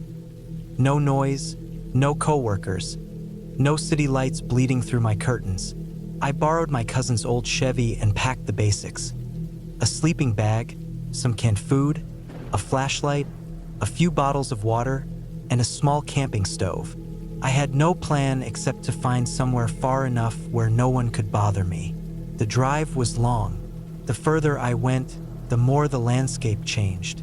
Gas stations became rarer, the road thinner, and the forests thicker. The air grew colder too, sharp with that dry mountain chill that cut into your nose. I had a vague idea of where I was going, a national forest area I had looked up on an old map. No cell service for hours, just the hum of the truck's engine and endless pine trees lining both sides. By the time the sun started to go down, I realized I wasn't going to find any official campsite before dark. I turned off onto a narrow dirt road that looked barely used. The tires crunched over gravel and twigs, dust rising behind me. I must have driven 10 minutes before I saw it. An old wooden cabin tucked among the trees, about 30 yards off the road.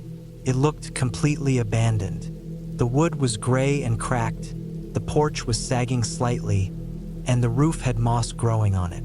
One of the windows was broken, the frame splintered. Still, it was shelter, and I didn't feel like setting up a tent in the dark. I parked near a cluster of trees and walked up to it with my flashlight. The door was swollen from years of moisture, but it opened after a few hard shoves. Inside, it smelled like damp wood and something faintly metallic like rust. The floor was covered in a thin layer of dust and pine needles that must have blown in through the broken window. There was a small table tipped on its side, an old metal chair, and a wood-burning stove in the corner. The walls were bare except for a few bent nails where maybe pictures or tools had once hung. It didn't look like anyone had been there in years. I cleared a space near the stove and unrolled my sleeping bag. I felt that uneasy stillness that comes when you're completely alone in a place that hasn't heard another person's footsteps in a long time. Every sound felt louder: the groan of the floorboards, the creak of the rafters, the wind brushing through the trees outside. I cooked a small can of beans on the stove, ate quietly, then turned off the light to save battery. I laid there in the dark for what felt like hours, just listening. The night was thick, so quiet it was almost unnatural. Then I started hearing something outside. Not an animal call, not wind. It was more like a soft, uneven crunching of leaves, like someone stepping carefully through the woods. I froze and held my breath. The steps came closer, slow, deliberate. Then they stopped. I told myself it was probably a deer, maybe an elk. I tried to ignore it, but every nerve in my body was on alert. After a while, I forced myself to close my eyes. I don't know how long I slept, but when I woke up, it was still pitch black and freezing. I checked my watch, it was just after 3 a.m. That uneasy feeling hadn't gone away. In fact, it was worse. There was a faint sound again, not outside this time. It came from somewhere behind the wall, maybe the back room I hadn't checked earlier. A scraping noise like wood against wood. I sat up, every muscle tense. I didn't move for at least 10 minutes, listening to that slow, irregular sound. I turned on my flashlight and pointed it around the room, but everything looked the same. I forced myself to get up and check. My heart was pounding as I walked toward the back. The cabin had one small door at the end of a short hallway, half rotten and hanging slightly open. I pushed it with my boot. It led to a storage room. There were some shelves, a couple of rusty tools, and an old wooden chest pushed up against the wall. The sound had stopped. I stood there for a long time, just staring. When I finally turned back, something caught my eye near the floorboards. Fresh scratches on the wood, small but recent. They weren't there earlier when I had walked through. I crouched and ran my hand over them. They were rough, uneven, like someone had dragged something heavy across the floor not too long ago. I didn't sleep after that. I sat near the door with my flashlight in one hand and the camping knife I kept in my bag in the other. I waited until dawn. When the first light came through the window, I packed up quickly. I was ready to leave, but before walking out, I noticed something strange by the window frame. There were deep marks on the inside, fingernail marks, as if someone had clawed at it trying to get out. I felt my stomach twist. I looked around again, this time noticing more things I hadn't before. A small piece of torn fabric stuck between the floorboards, dark stains under the stove that looked too old to identify, and an old boot half buried under dust near the back door. I don't know what made me do it, but I walked back to that chest in the storage room. The lock was broken, rusted away, and I opened it with the edge of my knife. Inside were old clothes, men's jackets, shirts, all smelling of rot, and under them a stack of newspapers. The top one was dated 1992. The headline read, "Local hunter missing in mountain region, search called off after 2 weeks." The name printed under the photo was Jack Muller. I didn't know the man, but the picture showed a middle-aged guy with a beard, standing in front of a truck that looked a lot like the one I'd parked outside. I put the papers back, closed the lid, and just stood there, staring at the empty space for a long time. My heart felt like it was beating in my throat.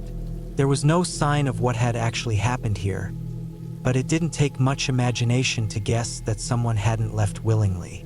I stepped outside into the cold morning air. The forest was silent again, that same heavy silence that made me feel watched even when I couldn't see anyone. My footprints were still fresh from the night before, but near the edge of the porch, I saw others. They were faint but different from mine, larger, older, partly covered by pine needles. I followed them just a few feet into the trees, but they stopped abruptly, like whoever made them had disappeared into the ground. I didn't stay to look any longer. I got into the truck, started it up, and drove until I hit paved road again. My hands were shaking on the steering wheel the whole time. I didn't stop anywhere, not until I got back to the city. A week later, I tried to look up anything about that missing hunter online. There wasn't much, just a few short articles, no updates after the search was called off. But in one old photo attached to a news piece, I noticed something that made me cold all over.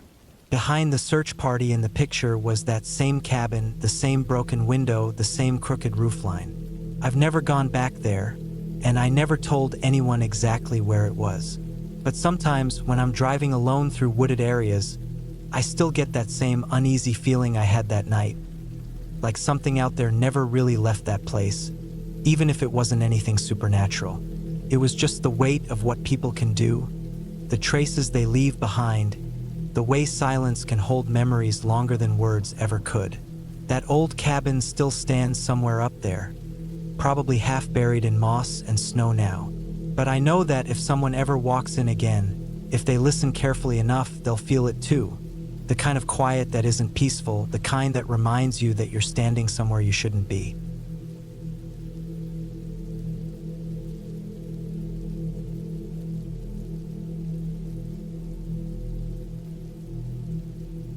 It was late autumn of 2014 when I decided to rent a small cabin in the rural part of northern England. I'd been working long hours in London and needed time away from the noise and the constant rush of people. I found the cabin through a small listing online, tucked away near the edge of a forest close to a small village called Ravensbrook. The pictures made it look peaceful, just a simple wooden structure with an old chimney, surrounded by trees and open fields. It looked perfect for a week of quiet and rest. The day I arrived, the air was cold, the kind of sharp cold that makes your breath hang in front of you. The road leading there was narrow, lined with tall, bare trees and uneven stone walls. The village was tiny, just a few houses, a pub, and a small shop that looked like it hadn't been renovated since the 1960s.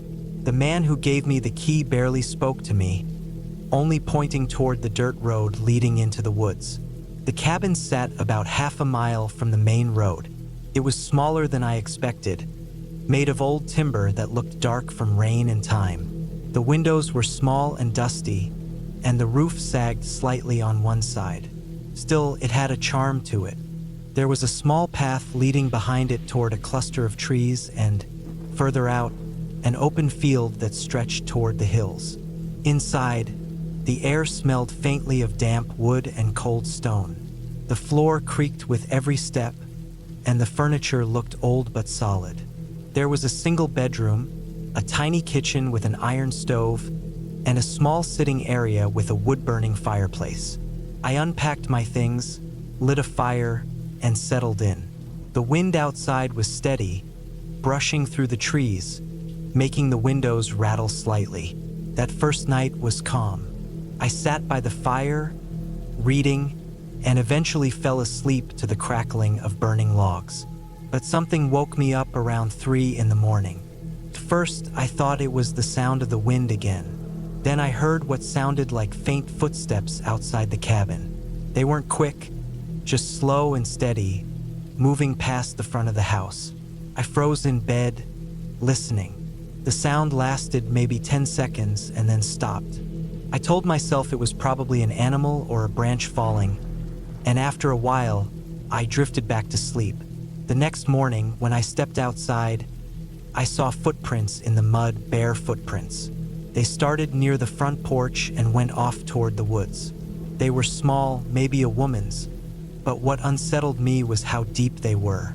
The ground was soft, but whoever made them must have been walking slowly, pressing each step carefully. I tried not to think too much about it and went about my day. I spent the afternoon walking around the area. The forest behind the cabin was thick and quiet, with tall trees blocking most of the light. The deeper I went, the colder it felt, and there was a strange stillness, like even the wind didn't want to move. I found an old wooden fence deeper in, broken in several places, and beyond it, what looked like the ruins of another small cabin. It had completely collapsed, covered in moss and vines. I didn't stay long. Something about that place felt wrong, like it had been abandoned in a hurry. That evening, it started raining heavily. The sound on the roof was constant, and the air turned colder. I kept the fire going and tried to read again, but I couldn't shake off the uneasiness. Around midnight, I decided to sleep. The rain kept me awake for a while, but then I started hearing something else. It was faint but distinct. A soft, dragging sound from outside came from the side of the cabin, near the window. I lay still, staring at the ceiling, listening. The dragging stopped, then came again, slower this time. I wanted to get up and check, but every instinct told me not to move. The sound went on for several minutes before fading into silence. I must have stayed awake for another hour before I finally slept. In the morning, I checked the side of the cabin. The mud was disturbed, like something or someone had moved along it. There were faint marks, not footprints this time, more like something being pulled. I tried to rationalize it, maybe fallen branches sliding in the rain, but none of the branches around were in that area. That day, I walked back toward the village to buy more supplies. On my way back, I noticed something I hadn't before. Near the start of the dirt path leading to my cabin, there was an old wooden post with a rusted metal sign. The writing was faded, but I could still make out the words "private land, no trespassing." The letters looked decades old. When I got back, the wind had picked up and the forest seemed louder. I spent most of the evening inside, trying to ignore the uneasy feeling that had settled in me. As it got dark, I double-checked that all doors and windows were locked. I tried to distract myself with a book again, but around 10 p.m., I caught movement outside through the small front window. It was quick, just a glimpse, but I swear I saw a figure standing near the edge of the trees. It was a woman, or at least looked like one, wearing something light-colored, maybe white or pale gray. She wasn't moving. She was just standing there, facing the cabin. The light from inside barely reached that far, but I could make out her shape against the darker trees. I didn't move. My heart was pounding so hard I could hear it in my ears. After what felt like minutes, I blinked, and she was gone. I didn't sleep that night. I kept the fire going and stayed awake until dawn. When morning came, I stepped outside again, even though I didn't want to. The ground was wet and cold, and near the edge of the clearing, there were faint footprints again. They led from the trees toward the cabin and then back. By the fourth day, I was ready to leave, but I had already paid for the week, and there wasn't much transport nearby. That night, I heard something new. It was a faint knocking sound. Not on the door, but on the wall near the window. Came in slow, steady intervals, 3 knocks, a pause, then another 3. I didn't move. My skin felt tight, my chest heavy. After a few minutes, it stopped. In the morning, I packed my things. I didn't care about the money anymore. As I loaded my bag into the car, I saw her again. She was standing on the far side of the open field, barely visible through the fog. She was thin, her clothes hanging loose, her hair dark and messy. She wasn't moving, just standing there, watching. My hands were shaking as I got into the car and started the engine. As I drove away down the narrow dirt road, I kept glancing in the mirror. For a while, the cabin was still visible behind me, and for a moment, I thought I saw her walking slowly toward it. Then the road curved, and she was gone. I reached the village and dropped the key at the shop without a word. The old man behind the counter didn't ask any questions. He just nodded like he'd seen that look before. It's been years since that week, but I still think about it sometimes, about that woman and those footprints. I looked up the history of that area a while later. Turns out there used to be an old property nearby that burned down sometime in the late 1970s. It belonged to a woman who lived alone after her husband left her. The locals said she'd gone missing one winter and was never found. I don't believe in ghosts, but I can't explain what I saw. Maybe she was someone who wandered off and got lost. Maybe she was living in those woods. But I know what I saw, someone was there. And sometimes, when I drive through quiet countryside roads and see an old cabin far in the distance, I still feel that same cold chill. It reminds me of that silent figure standing in the fog, watching, waiting, like she never really left that place.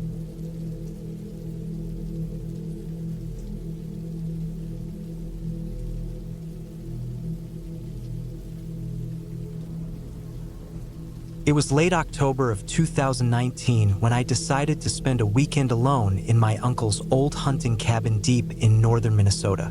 The place was about 20 miles from the nearest small town, hidden between endless stretches of pine forests and narrow dirt roads that were barely visible unless you knew exactly where to turn. I had been there a few times before as a kid, but not since my uncle passed away a few years earlier. He used to hunt deer there every season, and I remembered the way he always kept the place neat and stocked. I wanted to clear my head for a few days, get away from the city, and maybe even try hunting again. I brought my old rifle, some canned food, and enough supplies to last the weekend. The drive took longer than I thought. The dirt roads were rough, full of mud from the rain earlier that week, and thick fog hung low over the trees. It was almost dark when I finally reached the narrow path that led to the cabin. The last stretch was a single-lane trail with overgrown brush scraping against the sides of my truck. When I finally saw the small clearing open up and the shape of the cabin appear through the trees, I felt a strange mix of relief and unease. It looked exactly how I remembered it. Small, made of dark logs, with a rusted tin roof and a porch that leaned a little to the left.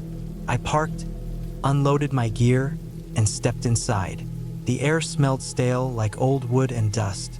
The place was one big room with a small kitchen area, a wood stove, a bunk bed, and a table by the window. Everything was where my uncle had left it. There were still old hunting magazines on the table and a few empty beer cans in the corner. I lit the lanterns, swept the floor a bit, and then sat by the stove while I heated a can of soup. The wind outside was strong, whistling through the cracks around the window frames, but inside it was warm and quiet. Later that night, I went outside with a flashlight to get some firewood. The forest around the cabin was thick and silent except for the sound of branches moving in the wind. The moon was half covered by clouds, but I could still see the faint outline of the trees. I grabbed a few logs from the woodpile and noticed something strange near the edge of the clearing. The grass looked flattened in a wide patch, like something large had been lying there recently. I thought maybe a deer had bedded down, but the spot seemed too close to the cabin for that. I shrugged it off and went back inside. The next morning, I woke up early and made coffee on the stove. The woods were cold and quiet, a thin mist still hanging between the trees. I decided to take a walk before setting up a hunting spot. I followed a trail that led north, one my uncle used to use. The forest floor was covered in wet leaves, and I could hear the distant sound of running water from a creek somewhere deeper in the woods. About half a mile in, I found a set of boot prints that weren't mine. They were old, maybe a few days, but they were deep, and whoever made them had been walking toward the cabin. That made me stop for a minute. I hadn't seen another vehicle anywhere on the way in, and no one else was supposed to know about the place. I knelt down and looked closely. The tracks led into the trees and then disappeared over a rocky patch of ground. I followed for a bit but didn't see anything else. I figured maybe some hunter had wandered too far out and passed through. Still, I felt uneasy. When I got back to the cabin later, I noticed something else that made me stop cold. The back door, which I was sure I'd locked, was slightly open. The wind was blowing it just enough to creak against the frame. I looked inside slowly. Everything looked the same at first, but one of the cans I'd left on the counter was now on the floor, and my rifle, which I'd leaned against the table, was gone. My first thought was that someone had been inside while I was gone. My second thought was that maybe I'd misplaced it somehow, but that didn't make sense. I searched the whole cabin, every corner, under the bed, even outside in the woodshed. Nothing. No sign of anyone, no footprints around the door either. I felt a strange mix of confusion and tension crawl up my spine. I double-checked the locks, closed the windows tight, and brought my knife out just to be safe. That night, I barely slept. Every sound outside, every gust of wind, every creak from the roof, made my pulse jump. Around midnight, I thought I heard footsteps outside on the porch. Slow, deliberate steps, like someone was trying not to be heard. I sat completely still, barely breathing, staring at the door. The lantern light flickered faintly. The steps stopped. Then I heard a slow, scraping sound against the wall, like something brushing along the wood. I held my breath and waited. It went on for maybe 10 seconds, then nothing. Total silence. I stayed awake for hours, gripping the knife in my hand until my arm ached. I never heard another sound, but I didn't sleep at all. When daylight came, I stepped outside. The ground was wet with dew, and there were fresh boot prints in the mud, clear, heavy prints that led around the side of the cabin toward the trees. They weren't mine. They were larger, deeper, and there were more of them this time, circling the cabin once before disappearing into the forest. I followed them for a short distance, but they faded on the rocky ground like before. I knew someone had been there. I didn't pack up right away. I wanted to believe it was just some local hunter or maybe some drifter passing through. But the fact that they came that close in the middle of the night didn't sit right with me. I stayed through the afternoon, keeping my knife close and the door bolted. I didn't see or hear anyone, but I couldn't shake the feeling that I was being watched. Even when I looked out the window, I thought I saw faint movement between the trees. Something dark, low to the ground, gone before I could focus. That evening, I found my missing rifle. It was lying about 50 yards from the cabin, half buried in the dirt near the edge of the clearing. The barrel was bent slightly, like it had been hit against something. My stomach turned. Whoever had taken it didn't just steal it. They wanted me to find it like that. By the time night came again, I'd made up my mind. I wasn't staying another hour in that place. I packed my things quietly, threw them in the truck, and turned the engine on. The headlights cut through the darkness, and for a moment, I thought I saw something move between the trees. A figure, tall and still, standing just at the edge of the light. I blinked, and it was gone. I drove fast down the trail, tires slipping in the mud, the cabin fading into the dark behind me. When I got to the main road, I didn't stop until I reached the small town 30 minutes away. I parked outside a gas station and sat there for a long time, hands shaking, staring at my reflection in the windshield. I never went back to that cabin again. A few months later, when I told the property manager to go check on it, he said it looked abandoned. The door broken, things scattered, and signs that someone had been living in it for a while. That stuck with me. Someone had been out there, maybe for weeks, maybe longer. Maybe they'd watched me the whole time I was there. I still don't know who it was or what they wanted. But every time I think back to that night, the sound of footsteps on the porch, the bent rifle, the figure in the dark, I realize how close I probably came to something that could have ended very differently. And sometimes, when I drive through that part of Minnesota again, I can't help but slow down a little, look out at the endless rows of trees, and wonder if that person is still out there, waiting for another cabin light to come on in the dark.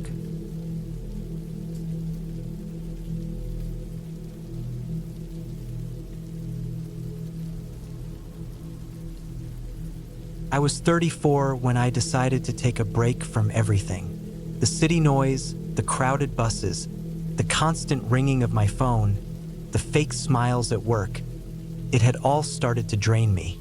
My doctor called it burnout, but to me it felt more like my mind had quietly detached from everything around me. I took 2 weeks off and packed my truck with whatever I could find. Canned food, a few blankets, an old rifle, a flashlight, and my father's hatchet. A friend of mine, years ago, had told me about a small cabin near an abandoned limestone quarry somewhere outside of a town called Harlow Ridge in northern Minnesota. I remembered it because he said no one really went there anymore. The quarry had shut down after an accident in the late 80s. He said hunters sometimes used the place during deer season, but otherwise it stayed empty. That's what I needed. Place no one would bother me. The road up, there was a narrow gravel path that twisted between pine trees and birch trunks. The farther I went, the more it felt like the world was folding in behind me. The air got colder, the trees denser. My tires cracked frozen puddles, and every few minutes I'd see a squirrel dart across the road or a hawk glide above the branches. After about 40 minutes of driving, I reached a clearing, a small open space in the woods where the cabin stood. It was smaller than I expected, maybe 15 by 20 feet, built with gray logs that looked like they'd been there since the 50s. The windows were covered with dust and cobwebs. The roof sagged a little and the door leaned to one side. There was a metal chimney pipe sticking out the top. The ground around it was muddy, with scattered pieces of old firewood and rusted cans. Inside, the air smelled like wet wood and mouse droppings. There was a single cot against the wall, a small wood stove, a cracked mirror, and a table made from 2 boards nailed together. In the corner sat a metal bucket filled with rainwater, probably from the roof leak. There were claw marks on one of the boards, maybe from a raccoon or some animal trying to get in. I unpacked everything, set up a small camp stove, and started a fire in the wood stove. Took forever for the place to warm up. I spent that first night sitting near the window, just listening to the forest outside. The sound of wind through trees is different when you're far from people. It feels heavier, slower, almost alive. By the second day, I started to relax. I explored the area around the cabin. The quarry was about half a mile away, a deep pit surrounded by cliffs of white limestone, with water collected at the bottom. It was eerie but quiet. I could see old wooden scaffolds still clinging to the edges, half-rotted, and pieces of rusted machinery overgrown with weeds. I sat there for a while, tossing stones into the water, watching the ripples disappear. That evening, as I was cutting wood behind the cabin, I noticed something strange. There were fresh footprints near the back of the clearing. They weren't mine. They looked like heavy boots, maybe size 12 or 13.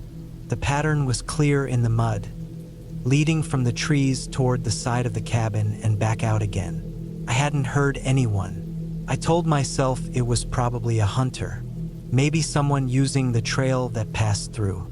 But when I checked around again, I noticed something else. One of the window latches, the one I had closed tightly earlier, was open, just slightly. I shut it again, this time wedging a piece of wood under it so it couldn't move. I didn't sleep much that night. I kept the fire going until morning and stayed wrapped in my sleeping bag, listening for every creak or snap outside. The next morning, I found that the small pile of firewood I'd stacked behind the cabin had been moved. Some pieces were missing. The rest were rearranged like someone had been picking through them. I checked the area again, no new footprints this time, but the ground was dry, so maybe they didn't leave any. I didn't want to sound paranoid, even to myself, so I tried to focus on keeping busy. I went down to the quarry again, took a few photos, and brought back some water from the stream nearby. When I came back, though, something about the cabin felt different. The air inside smelled stronger, like sweat mixed with damp clothes. I checked the corners, under the cot, even inside the small cabinet by the wall. Nothing. That night, around 1 a.m., I woke up to the sound of something bumping against the door.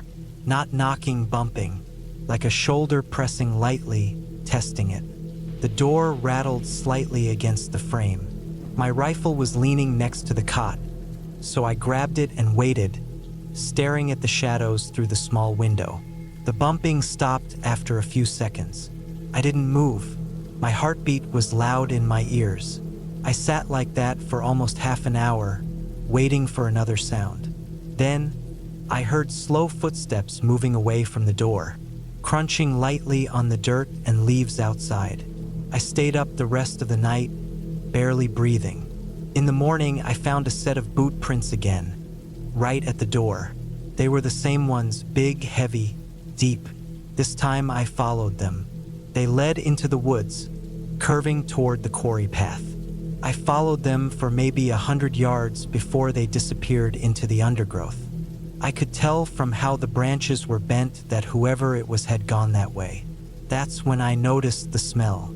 A strong, foul odor, like rot mixed with oil. I thought maybe it was a dead deer. I followed the smell further toward the quarry until I saw an old, broken-down tent near a tree line. It looked like it had been there for months. The fabric was torn, and the inside was filled with damp leaves. But there were things inside it. A half-empty bottle of water, a dirty blanket, a knife, and a pair of boots that matched the prints near my cabin. I backed away slowly. Whoever it was had been living out here, maybe watching me, maybe even coming into the cabin when I was gone. I went back to the cabin and started packing my things. But part of me hesitated. It was almost dark, and I didn't want to drive through the forest roads at night. I decided to stay just one more night, keep the rifle close, and leave first thing in the morning. That night was the worst. Around midnight, I heard the footsteps again. This time they circled the cabin. Slow, deliberate. The floorboards under me creaked as I turned toward the window. I could barely see anything outside, just faint movement between the trees. Then the sound of something dragging along the wall. A slow scrape, metal on wood. I didn't move or turn on the light. I just sat there, staring into the dark, clutching the rifle. The scraping went on for maybe a minute, then stopped. The forest went silent again. At dawn, I finally opened the door. On the wall outside, just under the window, there were fresh marks. Long scratches made by a blade or a sharp tool. The shape wasn't random either. It was a line and then another crossing it, like someone marking a spot. That was enough for me. I loaded everything into the truck and left before the sun was fully up. I didn't even bother cleaning the place or putting out the fire properly. I just drove. When I reached the town later that morning, I stopped at a diner to grab coffee. My hands were shaking so much I could barely hold the cup. The waitress asked if I was okay, and I just nodded. I looked at the dirt still stuck to my boots, thinking about those footprints, that tent, those scratches on the wall. Later that evening, after I got home, I couldn't stop thinking about what might have happened if I had stayed another night. Maybe the person living near the quarry wasn't just watching. Maybe they were waiting for the right time.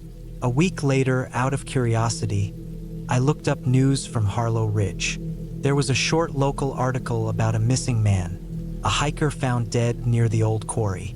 He'd been living out there for months, surviving off canned food and animals. The police said they found his camp and noted that he might have suffered from mental illness. They believed he'd fallen into the quarry and died from the fall. The picture of his campsite looked exactly like the one I saw. That night, I slept with the lights on, and I never went back to the woods again.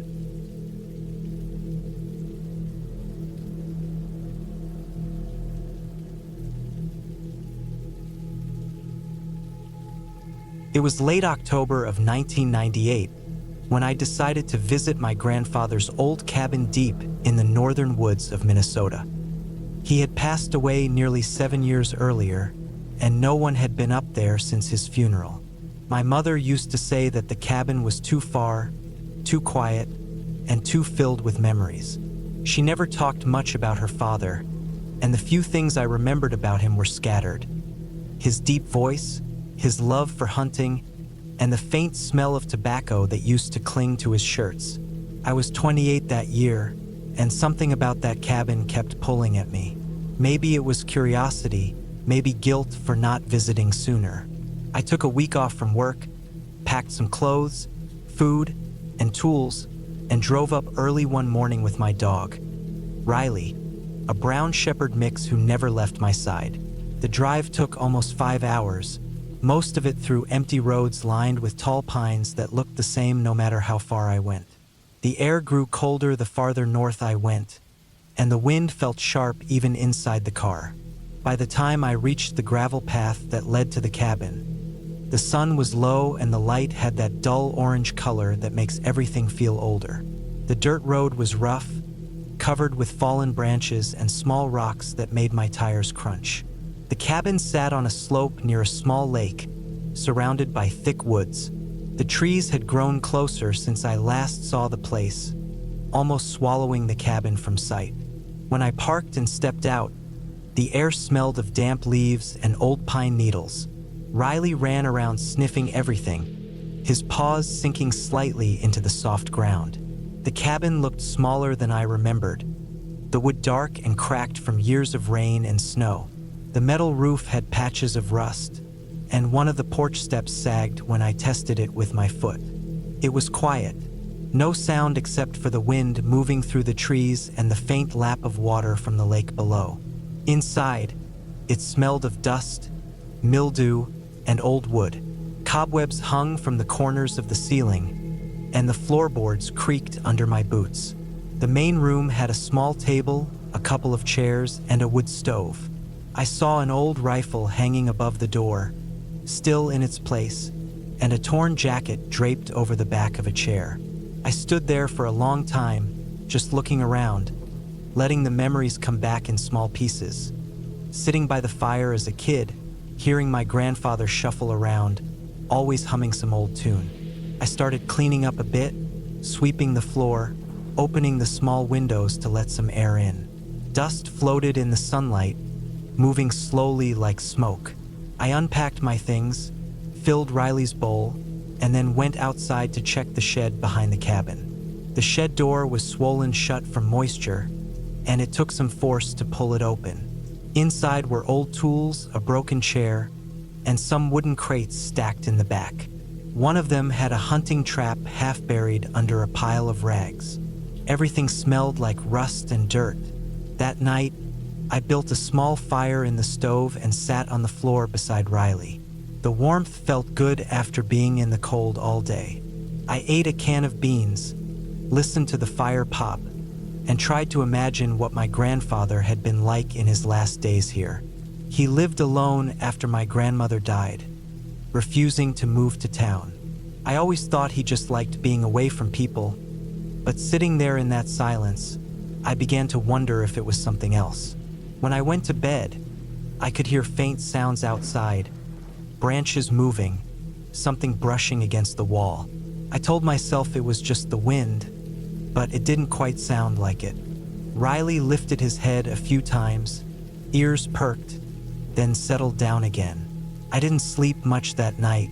The next morning, the fog was thick over the lake.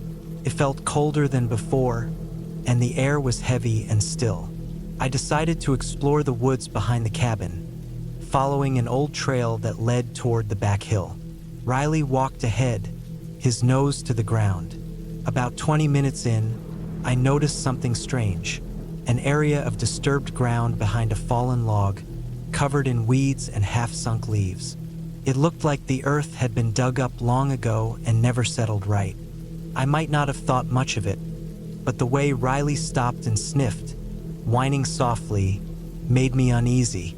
The soil was darker there, almost black. A couple of old bones, maybe animal bones, were half buried near the edge. I crouched down, brushing away the dirt with a stick. The smell that came up was faint but distinct, like rotting earth and something metallic. It hit me in the back of my throat. I didn't dig further, just stood there staring, trying to make sense of what it was. When I got back to the cabin, I couldn't stop thinking about that patch of ground. My grandfather had been a hunter. It wasn't strange for him to bury animals or waste from hunting, but something about the way it was hidden felt wrong. I remembered that the shed had some shovels in it. I told myself I'd just take a look, just to stop my imagination from running wild. By late afternoon, I was back at that spot with a shovel. The sound of the metal cutting into the dirt echoed sharply through the trees. Riley paced around, restless. The soil was soft, easier to dig than I expected, and about 2 feet down I hit something solid. I brushed away more dirt, and that's when I saw the edge of what looked like a boot. My hands started shaking as I cleared around it, and more of it came into view. A boot, a pant leg, a bit of cloth, then bone. It wasn't animal. It was a human body, half decayed and flattened by years under the ground. I froze, the shovel slipping from my hand.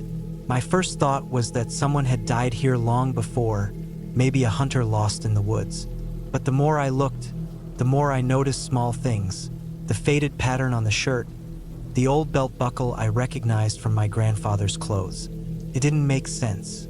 My grandfather was buried in town. I was there at the funeral.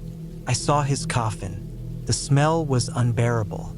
I stood there, shaking, trying to breathe, trying to think of what to do.